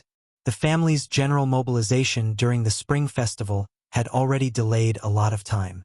Now that they were finally free, she naturally had to work overtime to cultivate and rush back. Therefore, after the family of 3 simply packed, Chun-Shi booked the plane tickets online. Shangjing to Chengdu. In 2 days, it would be the peak period to return to the city. Shangjing to Chengdu would only cost a few hundred yuan, but Chengdu to Shangjing would cost 3,000 to 4,000 yuan. It might even be impossible to buy a ticket. This was the right time to go to Chengdu. After booking the plane tickets, Chun-Shi suddenly thought of something. He quickly opened WeChat and sent a video call request to Aunt Zhang. He didn't know how the old lady spent the spring festival. If the family of 3 rushed over excitedly and found that Aunt Zhang wasn't in Chengdu, then it would be a wasted trip. As expected, she sent 2 video calls, but no one answered. Therefore, he had to call Aunt Zhang. Beep, beep. The phone rang for a long time. When she was about to give up, the phone finally connected. Hello? Is this Brother Chen? It was not Auntie Zhang's voice, but Xie Pinglin's. He was slightly older than Chen Shi, but after the previous incident, Xie Pinglin had indeed learned a lot, so he treated Chen Shi as an elder brother. Xie Pinglin called him Brother Chen out of respect from the bottom of his heart. Yes, it's me. Where's Auntie Zhang? Why didn't she answer the phone? Ah, my mother is sick and hospitalized. Hearing this, she couldn't help but frown. What a joke. Auntie Zhang had already taken his elixir before she left Zhonghai, and the elixir she gave Ning Zhonghua wasn't even the simplified version. It wasn't that she wanted to boast, but this pill could make Auntie Zhang immune to all kinds of diseases. It wouldn't be a problem for her to live a long life. Now, Xie Pinglin was telling him that Aunt Zhang was hospitalized. Therefore, Shi's first reaction was to say, "You kidding? Are you kidding me? What's going on? My mother suddenly fainted the day before yesterday. We sent her to the hospital, and the doctor said that it was very likely that she fainted due to insufficient blood supply to the brain. She needs to be hospitalized for a while to be sure. Is it serious? It shouldn't be a big problem. After she woke up, she just felt very tired, so she had to sleep for a long time every day. Which hospital are you in? Huaxi. Okay, I'll call you when I arrive. Keep the phone connected." Huh? You're coming to Chengdu? Xie Pinglin was stunned for a moment, then hurriedly said, "My mother should be fine. Brother Chen, you don't have to make a special trip?" Xie Pinglin wanted to say a few polite words to Chen Shi and tell him not to worry, but Chen Shi hung up the phone. Then, Chen Shi briefly told Qin Ruoying about Auntie Zhang's situation. Qin Ruoying didn't know the seriousness of the matter, but when she heard that Auntie Zhang was hospitalized, she was still very nervous, so she quickly carried the little girl and followed Chen Shi to the airport in a taxi. It only took 3 hours from Shangjing to Chengdu. When they got off the plane, it was not even 5 o'clock in the afternoon. The family of 3 took a taxi and went straight to Huaxi Hospital. Many shops along the way were not open, and there were only a few scattered cars on the viaduct. Right now, Chengdu looked like an empty city. However, in fact, according to the comprehensive calculation of the National Tourism Administration's data center, the number of tourists received by Sichuan and Chongqing during the Spring Festival this year was the second highest in the country, second only to Yuezhou. As long as it was a holiday, tourist attractions would be full. Places like Chuanxi Road, Jinli, Wuhou Temple, and Wanshu Courtyard were so crowded that the roads were closed. Although there was a place in Chengdu that was not a tourist attraction, it was more lively than a tourist attraction. Moreover, 365 days a year, it was lively every day as if it was the new year. This was Huaxi Hospital. After getting out of the taxi and seeing the dense crowd in front of him, Chen Shi let the little girl ride on his shoulder while he held Qin Ruoying's hand and squeezed into the hospital. With so many patients, the beds were naturally very tight. When Chen Shi found Aunt Zhang's bed according to the address given by Xie Pinglin, he was so angry that he frowned. Aunt Zhang's bed was in the aisle. When he left, he had left a total of 1.8 million yuan in cash for Xie Pinglin.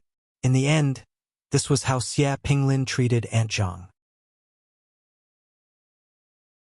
Xie Pinglin was serving the old lady water, so he did not notice Chen Shi and his family's arrival.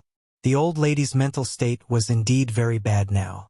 Her face was slightly sallow, and there was not much color on her lips. When Qin Ruoying saw her sick appearance, her eyes could not help but turn red. Aunt Zhang drank a mouthful of water. Just as she was about to lie down and continue to rest, she saw the family of 3 standing not far away. She blinked, thinking that she had seen wrongly. Seeing that, Qin Ruoying quickly went forward and sat by Aunt Zhang's bed, holding her hand tightly. looking at Aunt Zhang who was half lying in front of her. Qin Ruoying could not help but feel a lump in her throat. She could not help but cry immediately. She had not seen Aunt Zhang for many years. Unexpectedly, the old lady was already lying on the bed when they met again. How could Qin Ruoying not feel sad? Aunt Zhang had watched her grow up, and she had also watched Aunt Zhang grow old day by day. Aunt, what's wrong with you? Why are you so sick? Silly child, I'm fine. My body is fine. Look at you, why are you crying? Isn't it inauspicious? Come, come, come, wipe your tears. Aunt Zhang smiled as she pulled a tissue from the bedside and handed it to Qin Ruoying. After Qin Ruoying wiped her tears, Aunt Zhang patted the back of her hand, indicating that she did not need to worry. Then, Aunt Zhang turned her head to look at the little girl in Chen Shi's arms. Good granddaughter, come to grandma. The little girl was sitting in Chen Shi's arms, pouting as she looked at Aunt Zhang who was lying on the bed.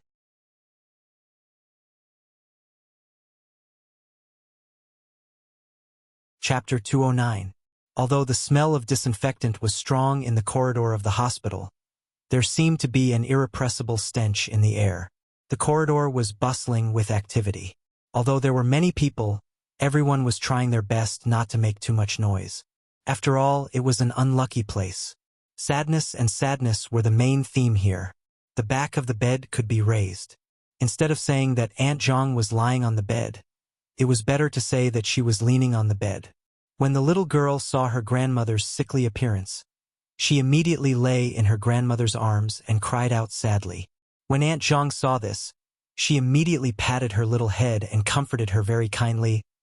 Oh, my good granddaughter, what's wrong? Who bullied you? Tell Grandma. Grandma will stand up for you. Hearing this, the little girl's eyes turned red.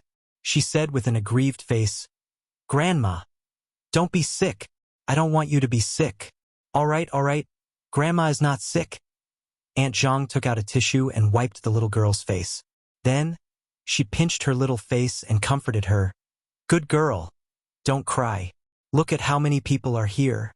And you're still crying here. Don't you feel embarrassed? The little girl turned her head and glanced at both sides of the corridor. When she saw that many people were looking at them, she immediately sniffled a little embarrassedly. Then, she threw herself into Aunt Zhang's arms and hugged her tightly. Just when the little girl and Aunt Zhang were being lovey-dovey, Chen Shi came to Xia Pinglin's side. He patted Xia Pinglin's shoulder and walked to the side. When Xia Pinglin came over, Chen Shi asked directly, What did the doctor say? They did a Doppler examination in the morning. The report is just out. I've asked the doctor. The doctor said that acute cerebral blood supply is very common in the elderly. It's not a big problem. She just needs to pay more attention to her diet and rest. Is that so? Chen Shi pondered for a while. Then, he looked at Aunt Zhang's bed and asked rather unhappily, Are there no more beds in the hospital? Why did they arrange for her to be in the corridor? There were several types of beds in the hospital. The most common ones were a 7-person room, a 3-person room, a double room, and a single room. As for the aisles, usually only patients with limited beds or financial difficulties would stay there. In the past 2 years, the housing prices in Chengdu had risen particularly fast. The prices in the Third Ring Road had exceeded 10,000, and the prices in the South Gate were as high as 20 to 30,000. However, Chen Shi had not given Xia Pinglin 1 million, but 1,800,000. The money was more than enough to buy a house with 3 bedrooms and 1 living room. Moreover, Xia Pinglin and his wife had some savings. If Xia Pinglin really wanted to mistreat his own mother, Chen Shi could only apologize to him, however. The real situation was not what Chen Shi imagined. When Xia Pinglin heard Chen Shi's question, he couldn't help but look at his expression. After realizing that Chen Shi seemed to be a little angry, Xia Pinglin quickly explained, It's not that there aren't enough beds, and it's not that I don't want to spend money. It's just that my mom doesn't agree. Originally, I arranged a double room for her, but after my mom woke up, she felt that there was nothing wrong with her. She was afraid that it would be a waste, so she insisted that the nurse move her to the aisles. She wouldn't listen no matter how I persuaded her. Since she didn't want to, I had no choice but to let it be. Speaking of this, Xie Pinglin was also quite depressed. In fact, the hospital bed fee was not too expensive. There were clearly beds in the ward, but as a son, he let his mother stay in the aisles. Therefore, he had been looked down upon by many people these 2 days. Then it seems that I've misunderstood you. I'm sorry.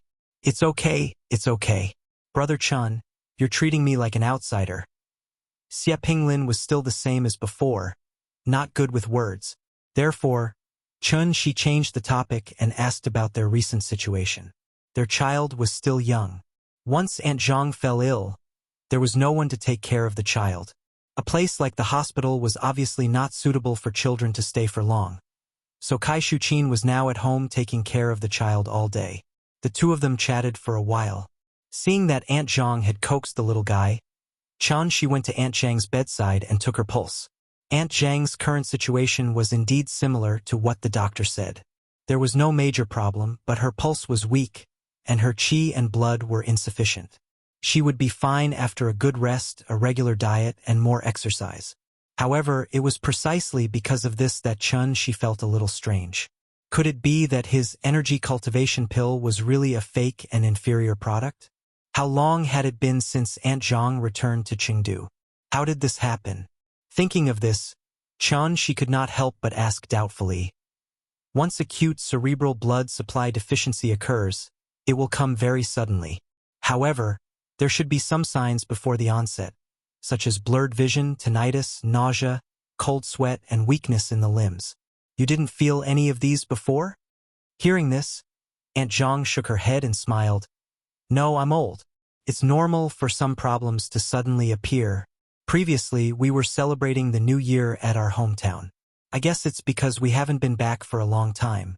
After I got there, I felt a little unacclimatized and couldn't sleep well. Other than sleep, there were no other problems. The symptoms you mentioned just now, there were none at all. There were no signs.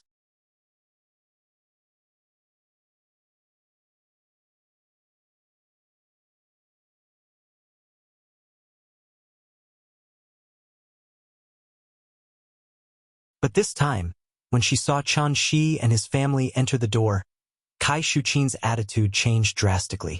Before Aunt Zhang could call her, Kai Shuqin stood up and warmly invited Chen Shi and his family to take a seat. Then, she excitedly ran to make 2 cups of tea for Chen Shi and Qin Ruoying. After making tea, Kai Shuqin didn't forget to peel an apple for the little girl. However, Kai Shuqin was very enthusiastic, but the little guy still remembered the grudge. After being ignored by Kai Shuqin last time, the little guy especially disliked this strange aunt. Therefore, when the little guy saw Kai Shuqin about to hand the peeled apple to her, she suddenly turned her head, snorted twice, and climbed from Qin Ruoying's lap to Chen Shi's lap.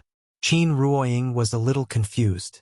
After thanking Kai Shuqin very politely, she took the apple and prepared to feed the little guy. But at this time, the little guy was lying in Chen Shi's arms. No matter how she called, the little guy was unwilling to raise his head. Kai Shuqin could not find a way out of this situation due to his outburst of anger. After smiling at Chen Shi a little awkwardly, Kai Shuqin let Aunt Zhang take care of the child, and she quickly walked to the kitchen to prepare dinner. Chen Shi used 1.8 million to solve the conflict in Aunt Zhang's family, and also made Kai Shuqin completely change. After all, the little guy was not a stingy person. She also saw the changes in Kai Shuqin. As a result, during dinner, the little fellow finally stopped giving her attitude and sat obediently on the chair to gorge himself on the food. At the end of the spring festival, the family happily ate the homemade hot pot. That taste, it was simply unimaginable. After dinner, the family prepared to go out for a walk. Aunt Zhang's house was diagonally opposite the Wuho temple, so when they walked to the street, they saw the street was full of red lanterns, and the street was full of tourists. The family came to the entrance of Jinli to take a look. After seeing that there were many tourists inside, they dismissed the idea. Therefore, Qin Ruoying suggested that they go to the movies, and her suggestion was immediately seconded by the little guy.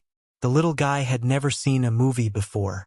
And it was not only her, even Aunt Zhang had never seen a movie before. Of course, it was not that Aunt Zhang had never seen a movie before, but she saw an old theater in the past. The screen was much bigger than the current IMAX, and could accommodate thousands of people at a time. Aunt Zhang's impression of the cinema was still in the 1980s, so she did not really want to go. Seeing this, the little guy was immediately unhappy. He stomped his feet and insisted that his grandmother go with him. Aunt Zhang could not persuade him, so she had no choice but to agree. Therefore, Kai Shuqin went home to take care of the child, while Aunt Zhang and Xie Pinglin accompanied Chen Shi's family to the movies.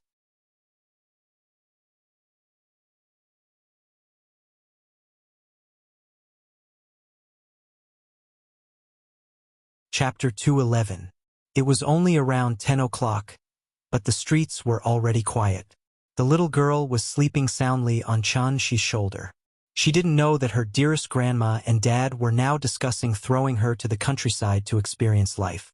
The city was developing faster and faster.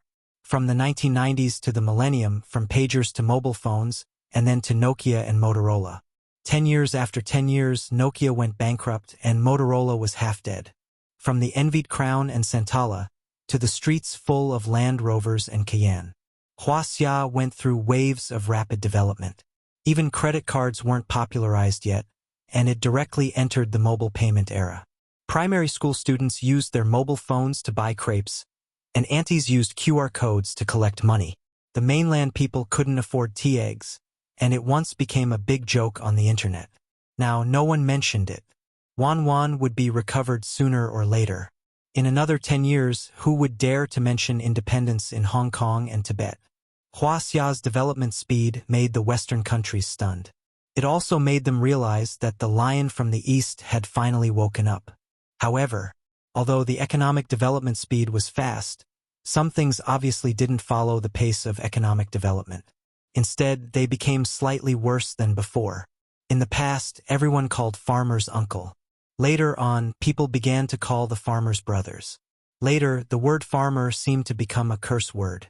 Now, the so-called city people who didn't have ancestors who were farmers. To use a word from the Spring Festival Gala to describe it, that was manic. People nowadays were too manic. A program like Transfiguration shouldn't have appeared.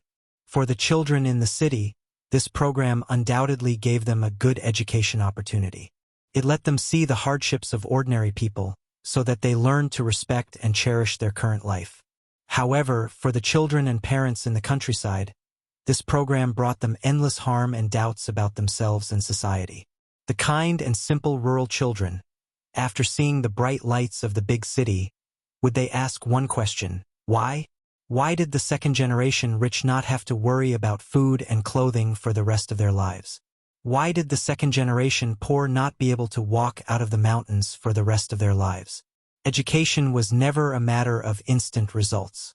It was a long and drawn-out battle.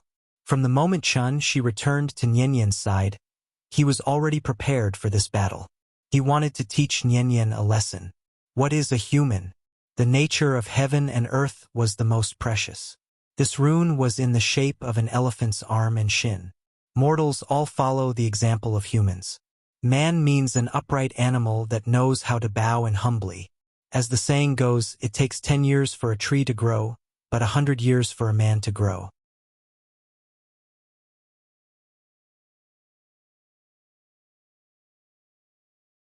Most of the small houses seen along the road were built more than 10 years ago.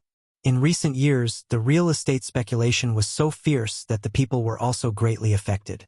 Now, anyone who had a little money would go to the county to buy a house and move the family into the county, instead of choosing to build their own house and continue to stay in this place.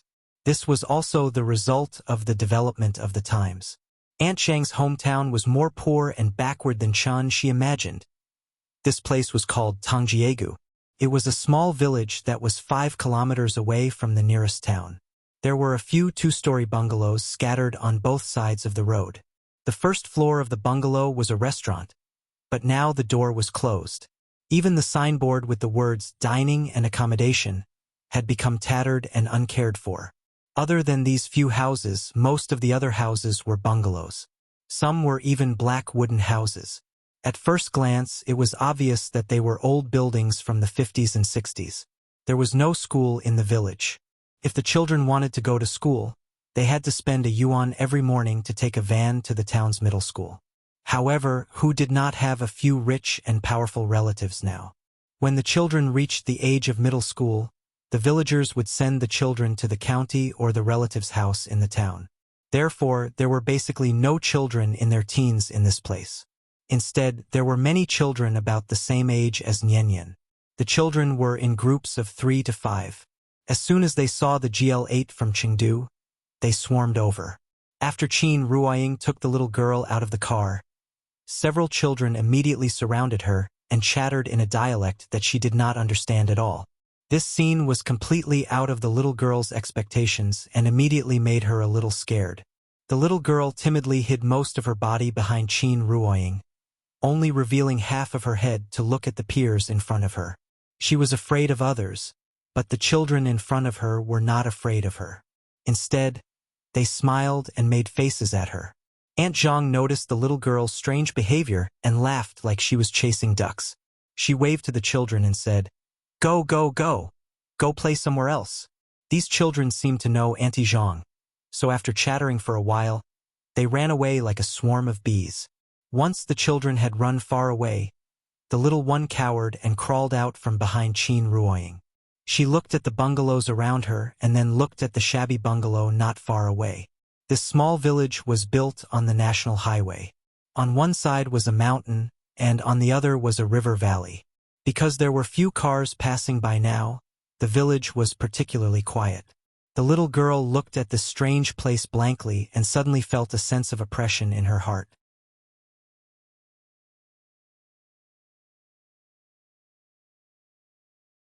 Chapter 212. The sunshine of the 7th day of the Chinese New Year shone on her head, but the little fellow's heart was cold. Was this the countryside? Why was it different from what she had imagined?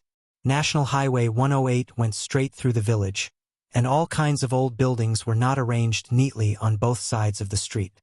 The arrival of Chun Shi's family caused a lot of noise here, so that many villagers leaned out to observe them silently. The village was not big, and one could see the end of it at a glance. On the left side of the road was a mountain, and a muddy road went straight up the mountain. On the right side was the valley and large fields.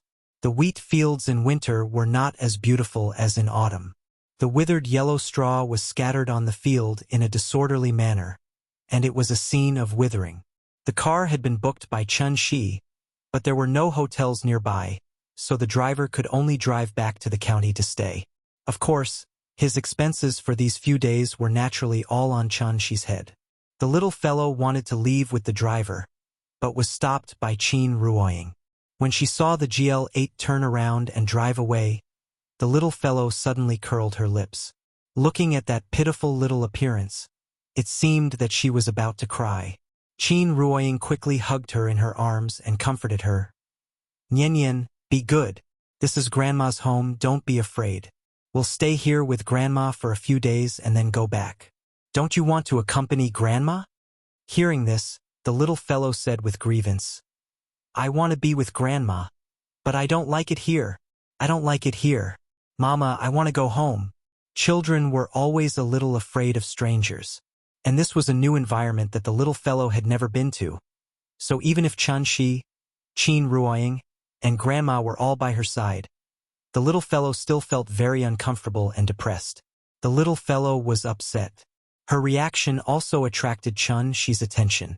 When Chun Shi saw her pitiful appearance, he immediately came to Qin Ruoying's side. After taking the little fellow from Qin Ruoying's arms, Chun Shi said to her with a smile, "Nian, are you scared?" However, when the little girl heard Chun Shi's question, she immediately turned her little head and muttered unhappily, "Papa, I want to go home. I don't want to be here. It's not fun here." Seeing this, Chun Shi immediately smiled and asked, "Why isn't it fun here?" "It's just not fun. I don't like it here." "Nian, you're wrong. This place is actually very fun." "Not fun at all." Before Chun Shi could finish his words, the little fellow had already interrupted him. From the looks of it, she seemed to be angry.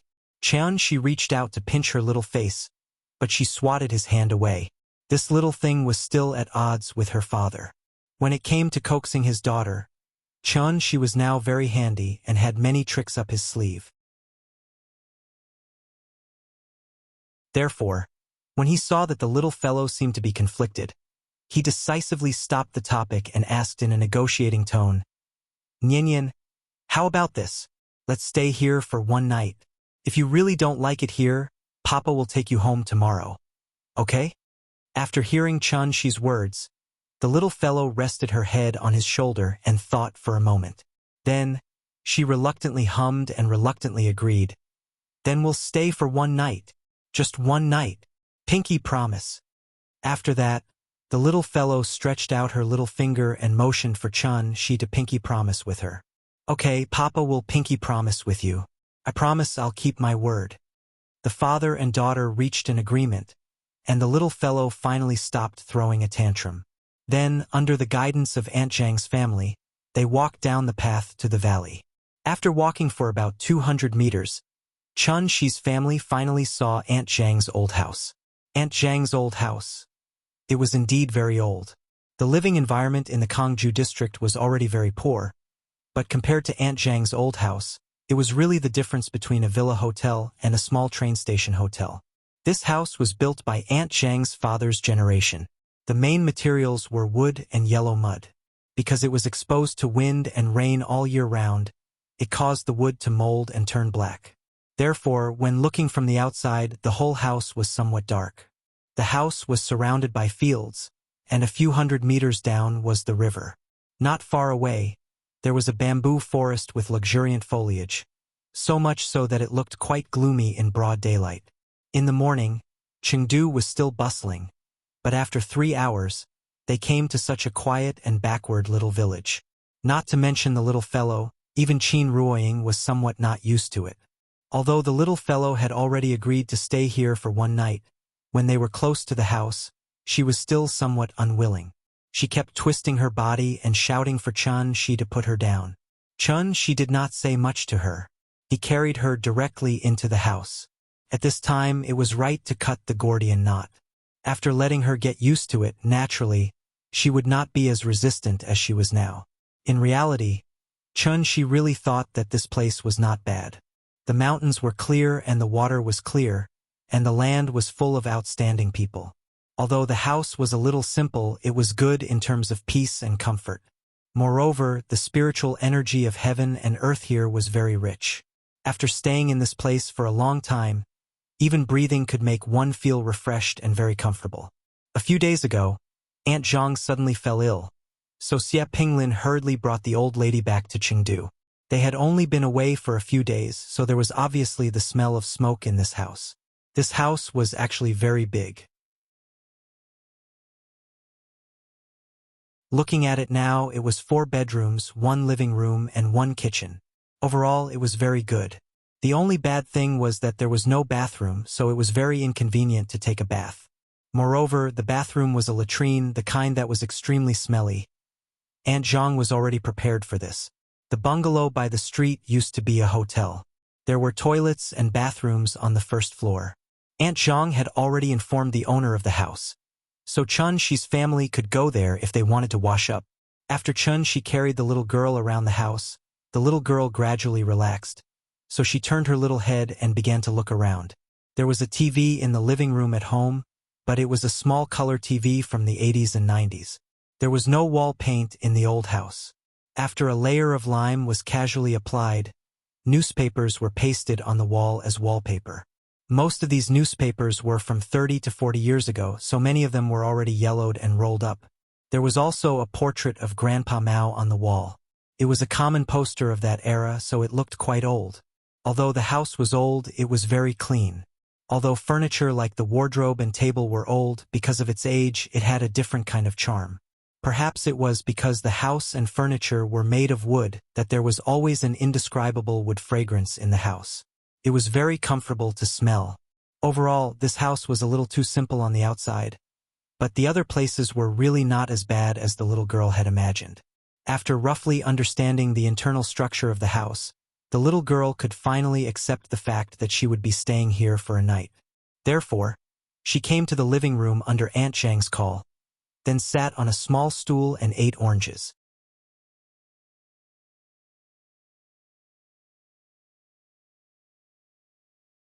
Chapter 213. Auntie Zhang's house did not have a TV on demand, nor did it have so many strange toys, so the little fellow lost interest after sitting for a while. She began to wander around. The little fellow wanted to go out and play, but when she stood at the threshold and looked at the large field outside the house, she curled her lips and stopped. She didn't dare to go. In Trump's words, it was her first time here, and she hadn't even warmed up the territory yet. Of course, she didn't dare to go anywhere. The little fellow put one hand on the door and the other hand flipped the corner of her clothes.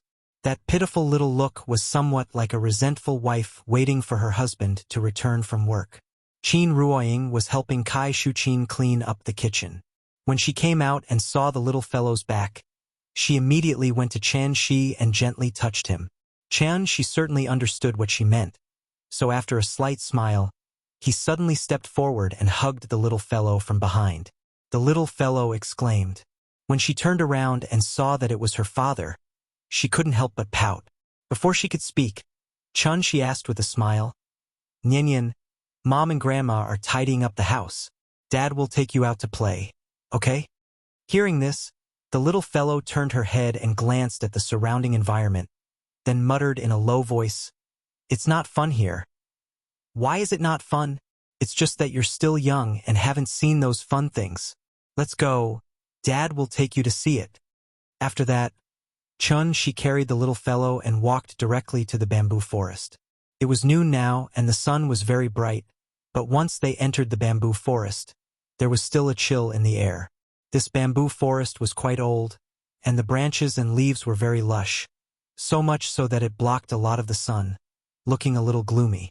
Cold and wet places had always been unfavored by mammals, so the little fellow's first reaction was to want to leave. Chun Shi sensed her fear, so he patted her back, and then released a strand of Zhen Yuan. Under the true essence, the little fellow immediately had a warm and comfortable feeling, which also gradually calmed her slightly trembling little body. The bamboo forest was not very big, and one could see the end of it at a glance. After Chun Shi brought her into the bamboo forest, he placed the little fellow on the ground. Because very few people would come here, the fallen bamboo leaves had piled up layer after layer. Stepping on them would immediately make a rustling sound. Since the beginning of the new year, the sun had been shining continuously for several days. Therefore, when the little fellow stepped on the ground, the pile of withered leaves began to creak. This made her feel a little interested, so she stepped on it and started jumping around.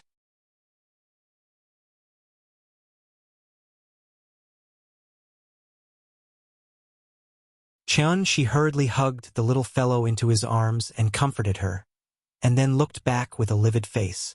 There was a person behind them. Chun Shi knew about the arrival of this person, but he thought that the other party was a villager here, so he did not pay attention to him.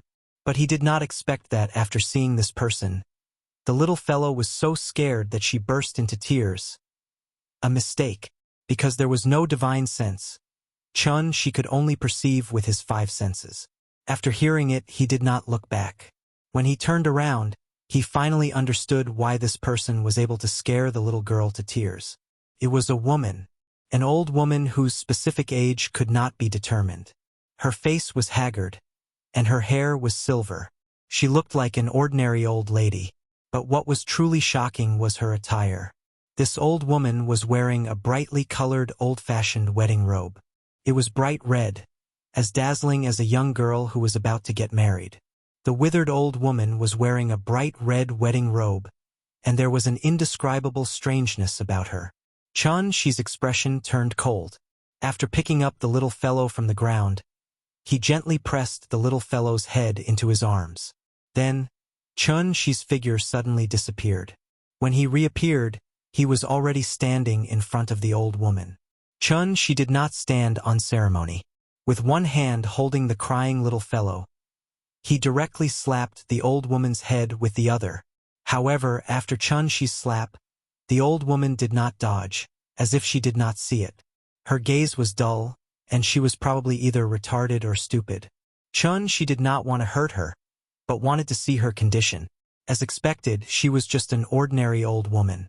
The only difference was that she had lost her young soul. The little fellow's cries were very loud, and the moment she started crying, it had already alarmed Aunt Zhang in the room. Aunt Zhang quickly ran out of the room.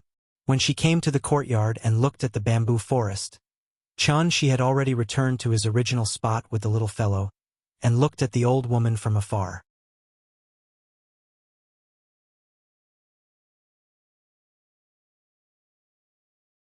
Chapter 214.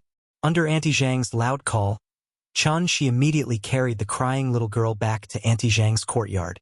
Auntie Zhang first glared at she rather angrily, then angrily took the little girl from Shi's arms. "Look at you. Why did you bring her around for no reason? Even the sun can't shine in that old forest.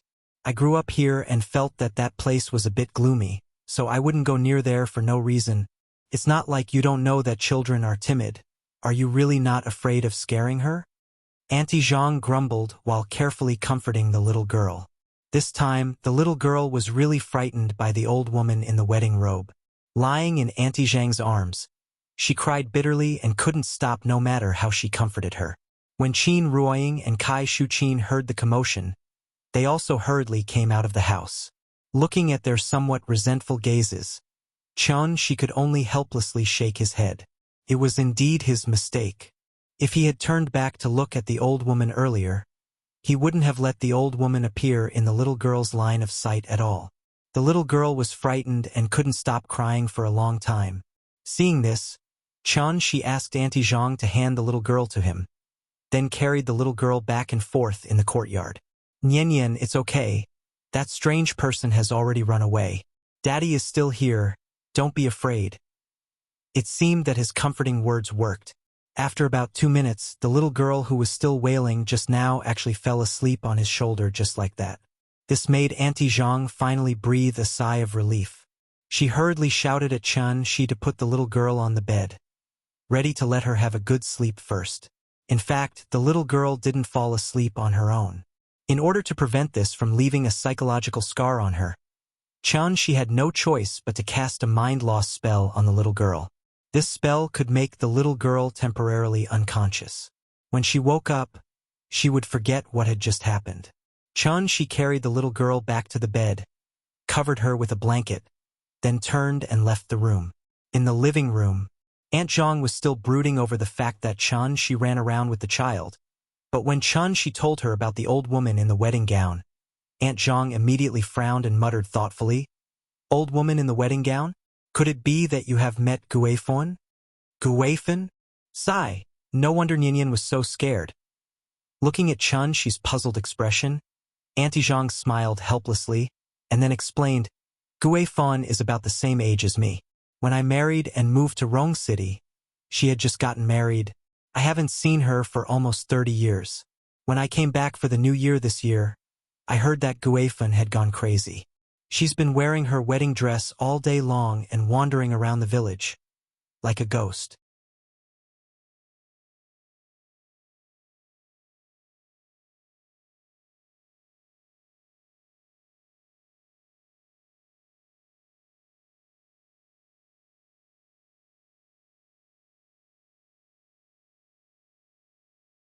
This was the so-called adit mine. Compared to the development of inclined wells and vertical wells, adit development was the simplest in terms of technology, the cheapest in terms of economy, and also the safest development method. However, this mining method was only suitable for mountainous areas, so it was usually only found in small coal mines in the southwest. The passageway of the mine was a circular arch. It was dark inside the cave, and the weak moonlight couldn't shine in at all. No one knew what Zhao Guifan was thinking. After arriving at the mine, she actually swaggered directly into the mine. It was true that the reckless were afraid of the reckless, and the reckless were afraid of the reckless. Wasn't this crazy woman the one who didn't care about her life? Not to mention that it was still early in the morning. Even if it was noon, when the sun was at its brightest, not many people would dare to enter this abandoned mine. Zhao Guifan had already gone crazy. a lunatic who didn't sleep in the middle of the night and went up the mountain in the dark into this abandoned mine. Thinking about it, it was also a very strange thing. She made up his mind today to get to the bottom of this matter, so after seeing Zhao Guifan enter the cave, he also flew into the dark cave entrance. As soon as they entered the cave, the surrounding temperature suddenly dropped several degrees. There was no light in the cave at all. As soon as Zhao Guifan entered the cave, her figure completely disappeared in the darkness. She snapped his fingers, and a fluorescent green light ball flew out from his fingertips. The light ball flew to Zhao Guifan's head, illuminating the road ahead for her. In this regard, Zhao Guifan didn't have any reaction. She just continued to walk forward. There were sidewalks on both sides of the adit mine, and in the middle was the minecart track. Zhao Guifan walked all the way along the track. After walking for about 10 minutes, a fork suddenly appeared in front of her. One to the left, the other to the right. However, Zhao Guifan didn't stop at all. She turned and walked directly into the fork on the right. Therefore, it could be seen that this crazy woman obviously came here often before, so she was very familiar with this place. After walking for about 40 minutes, Zhao Guifan finally came to the end. She stood at the end of the passage for a while, and then a smile suddenly appeared on her withered old face. As if she saw something, Zhao Guifan quickly went up to greet her. "Son, mother is here to see you," Zhao Guifan said, while squatting in front of the plant at the end of the mine. This was a very strange scene. The mine was an extremely damp and gloomy place that didn't see the sun all day long, but a plant actually appeared. The plant stem was upright, and the plant was tall, about 1 meter tall. Its appearance was very similar to a reed, but the color was completely different. Reeds were also called reeds.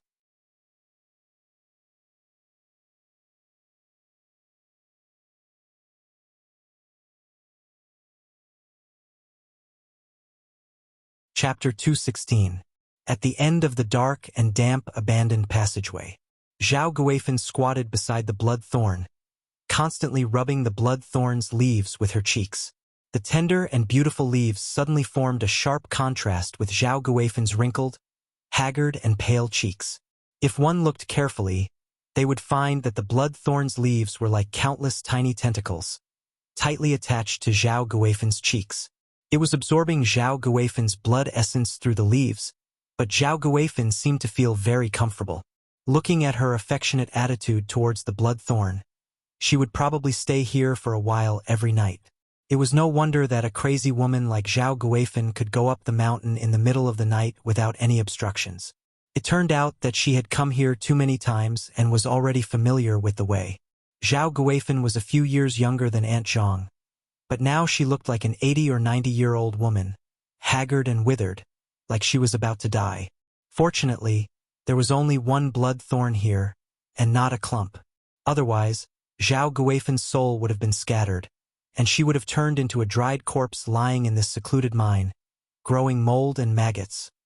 Although the blood thorn was a harmful plant, it was different from the plants on Earth. This was a magical plant that could affect the mind of its prey, and rely on devouring the prey's soul and blood essence to nourish itself. However, the bloodthorn's roots and leaves were not poisonous, and had great medicinal value, so it was often used as the main ingredient in medicine by immortal cultivators. Zhao Guifan had been eroded by the blood thorn for a long time, and she was already half a step into the gates of hell. In her current situation, even she couldn't do anything to save her. Death was only a matter of time. In fact, this crazy woman was quite pitiful. He didn't know what kind of sins she committed in her previous life.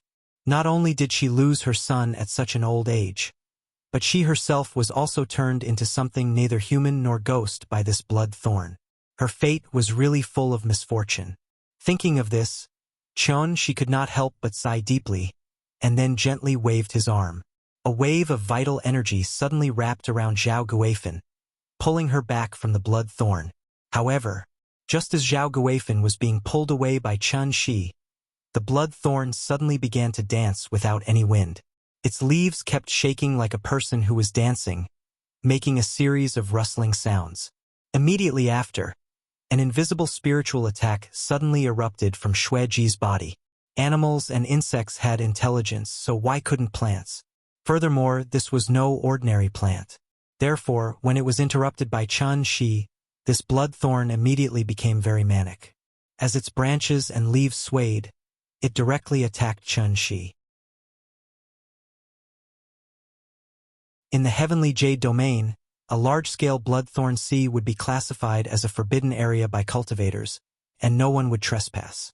This was because in addition to causing hallucinations to trap prey, this plant could also directly launch a mental attack. An ant could not bite an elephant to death, but what if the ants became a disaster? The overwhelming number of ants swarmed forward.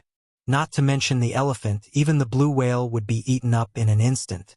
Although there was only one bloodthorn here, it was still very aggressive. After discovering Chun Shi, it directly launched an invisible spiritual attack at Chun Shi.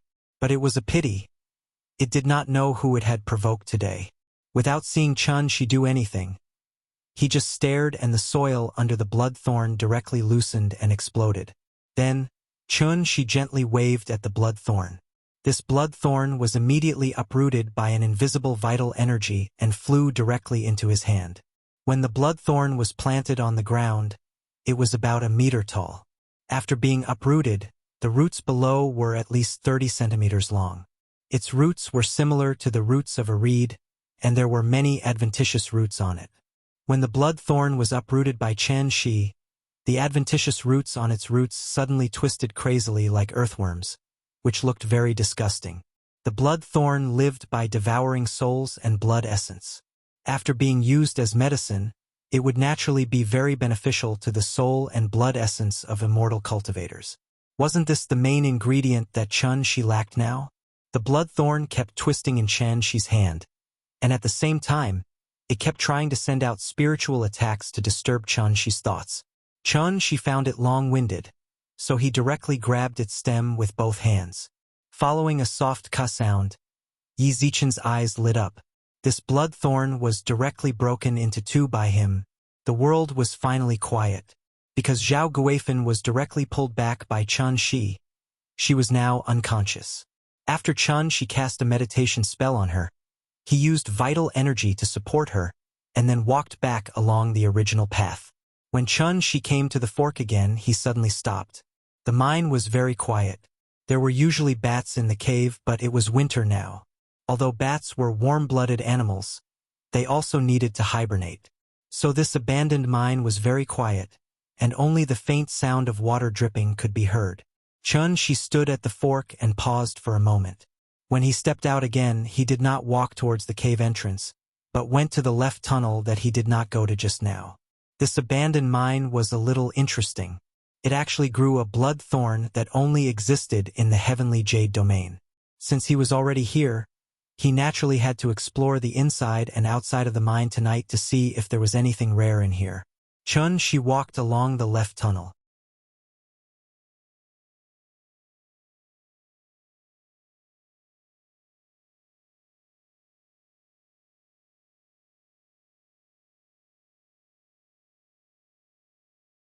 Wushu is yang, Jian is yang, Bingshu is yang. Yang year, yang month, yang day. Once the sun rose, it would be 1:15 noon, which was also the legendary time of the sun. It was clearly a sunny day, but Chun Shi found such a sinister and evil arrangement in this gloomy and abandoned mine. Now that was interesting. Chun Shi swaggered into the depths of the cave. At this moment, the person who had been sitting cross-legged on the ground slowly opened his eyes when he heard his footsteps. Yes, there was a person in the cave. That person was sitting cross-legged on the futon below the three people in red. He was about 40 years old, wearing a black robe with a cold face and a bun on the top of his head. This dressing was somewhat like a priest in a Taoist temple. He didn't open his eyes when Chun Shi lit up the cave. Until Chun Shi walked directly into the cave without even saying hello, the person finally couldn't help but open his eyes.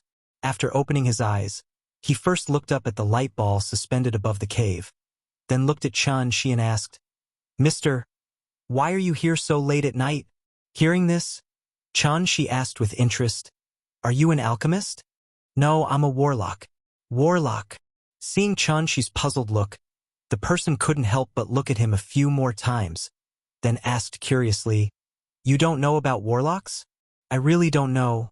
I wonder if Mr. can explain it to me." Alchemist, warlock, and sorcerer.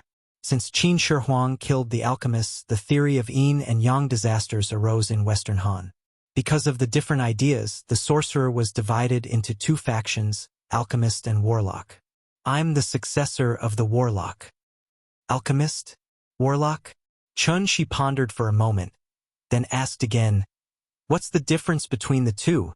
However, when the person heard Chun Shi's question, it was as if he had heard a joke. He couldn't help but shake his head and laugh.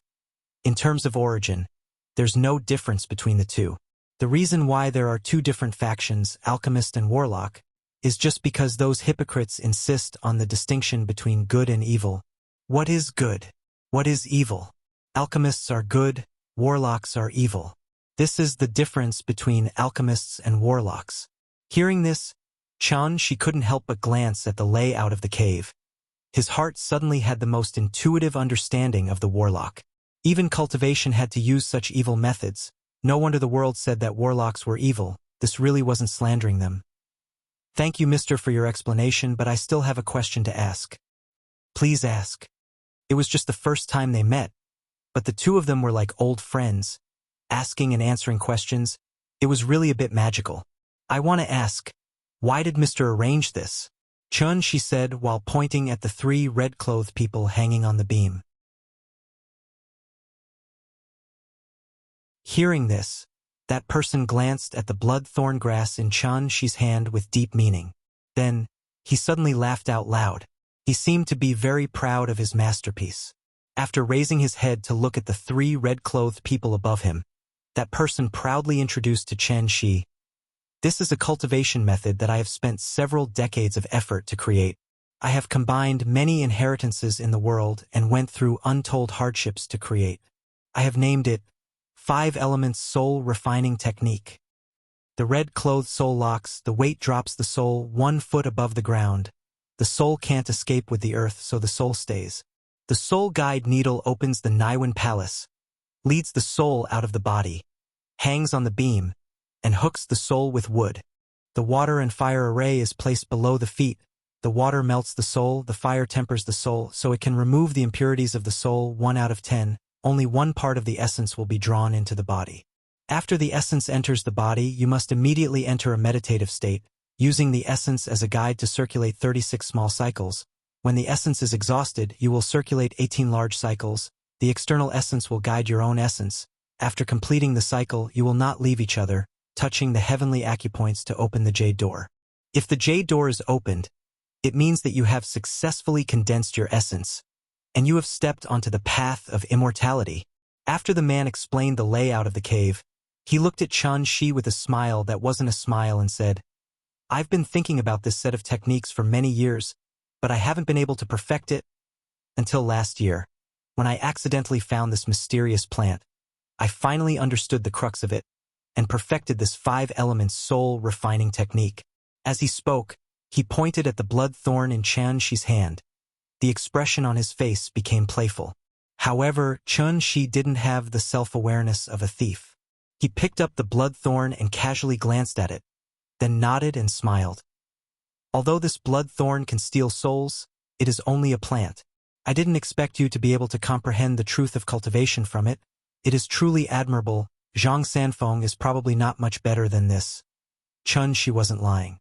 This person was born on a planet like Earth, but he was able to rely on his own exploration to find the threshold of cultivation.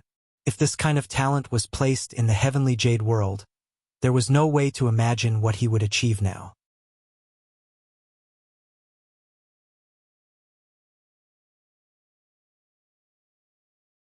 Chapter 218. Immortals believe in it but not in it. Go has no golden bones, not listed on the pill platform. Disciples pass on the fasting method, pill-burning scripture.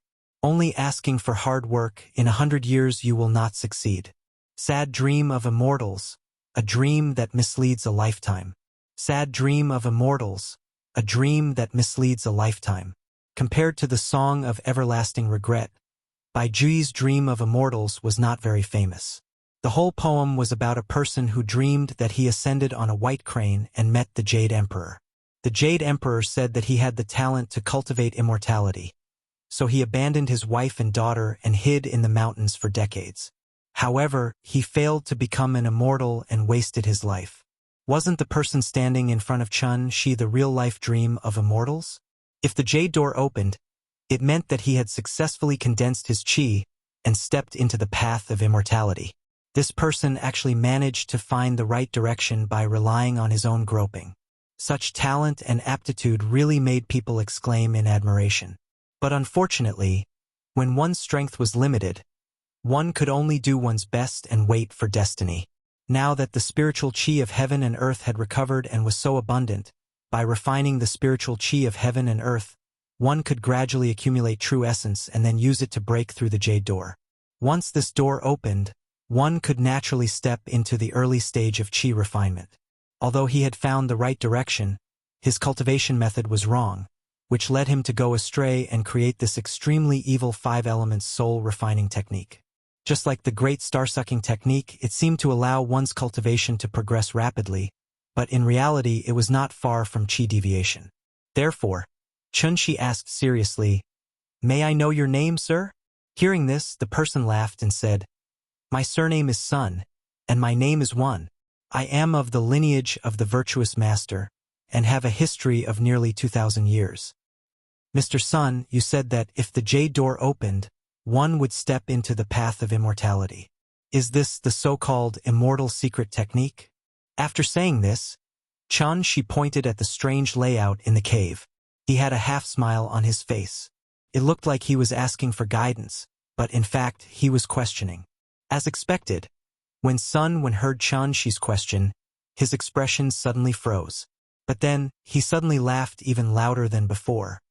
"Fellow Taoist, that's a good question. This old man has been searching for the Tao of immortality for more than 60 years. It was only a few years ago that I finally figured it out. Actually, there are no immortals in this world." "No immortals? Then why did you say you stepped onto the immortal Tao?" "Everyone says that one can ascend to immortality as soon as the heavenly gate is opened."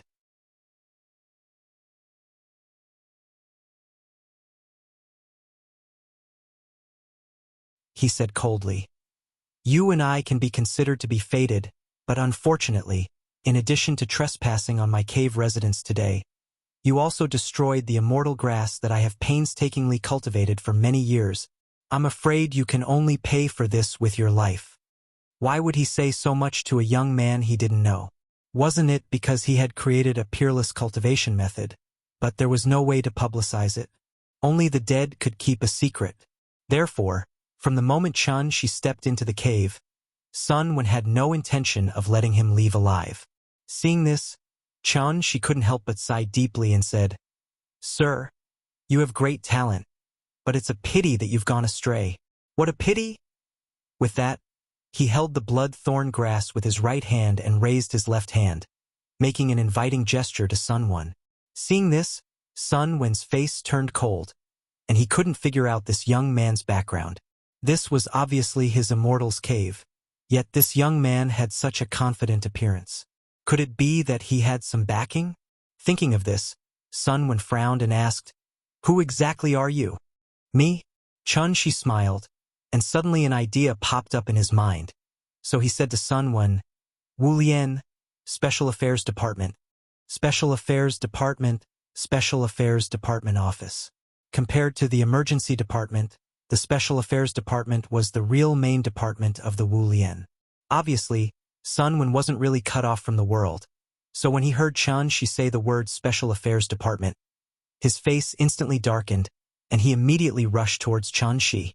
In the eyes of Wuxia's cultivators, the word Wu Lian was a very unlucky existence.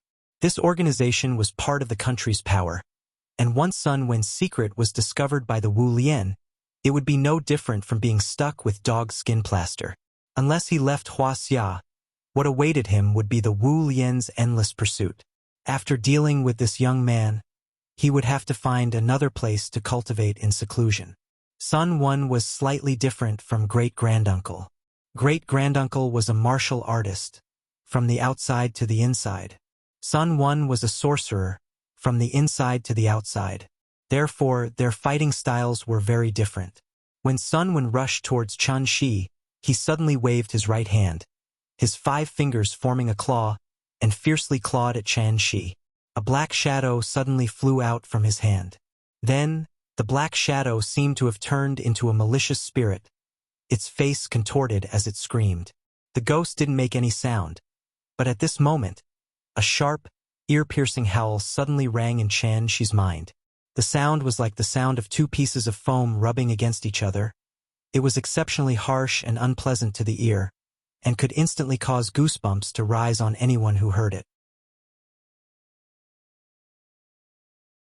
Using a killing move right from the start, Sun Quan really wasn't prepared to let this young man leave alive today.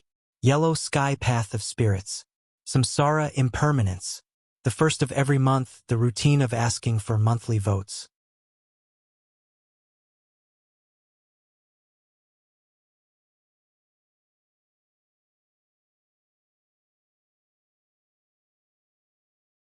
Regardless of whether it was good or evil, as long as he could continue down this path, then it was the right path. Unfortunately, Sun Quan met Chen Shi today. He was like a walking steel plate in this world. Therefore, when Sun Quan saw that his move was easily broken by Chen Shi, he immediately stopped and asked with a frown, "Who are you?" "I've already told you. It's the Wu Lian Special Affairs Department." Sun Quan was clearly dissatisfied with this answer. Therefore, he coldly shouted in anger, "Pretending to be mysterious, since that's the case, I'll capture you first and then slowly interrogate you." After he finished speaking, Sun Quan's black robes began to flutter even though there was no wind. A strong storm suddenly blew in the cave. 2 long dragons of murderous aura rolled out from Sun Quan's sleeves like tornadoes in the desert, roaring as they rushed towards Chen Shi. These 2 tornadoes were actually formed by Sun Quan's magical power. In the process of rushing towards Chen Shi, the 2 tornadoes even intertwined with each other, turning into a sharp, cone-shaped cyclone. The cyclone spun rapidly like a sharp knife.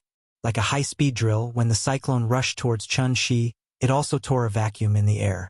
This move was monstrous, but when Chen Shi saw it, he shook his head in disappointment.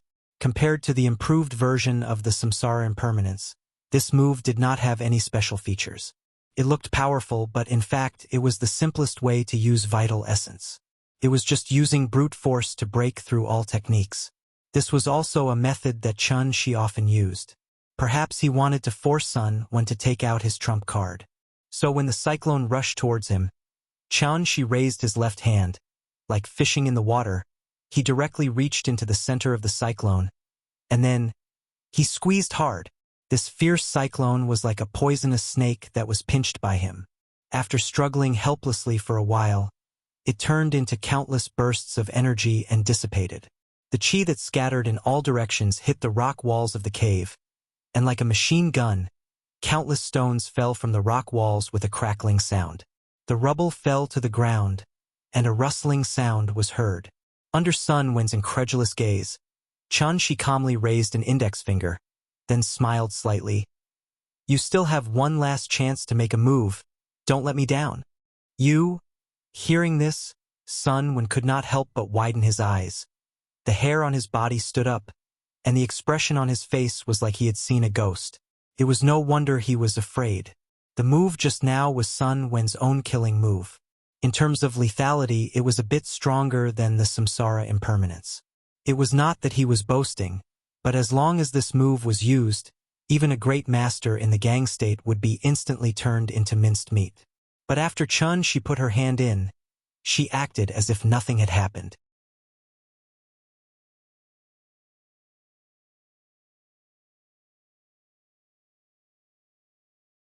Immediately after, blood began to ooze out of his eyes, nose, mouth, and ears, bleeding from all orifices. Seeing this, Chen Shi could not help but be stunned for a moment before he suddenly came back to his senses. Sun Quan was burning his blood essence. As expected, when Sun Quan began to burn his blood essence, the aura on his body suddenly rose and exploded. The yin and yang fish in front of his chest also completely turned into a gray ball of light because of the rapid rotation. Sun When let out another roar. His sleeves bulged like a dragon, and then he suddenly pushed the light ball outward. Then, the gray light ball suddenly carried an indescribable aura and directly pressed toward Shanxi. Yin Yang Calamity Mountain River Seal. Destroy. You're tuning in to the Legend of the Vagabond YouTube channel. Don't forget to subscribe and join us on this journey to catch the most captivating stories.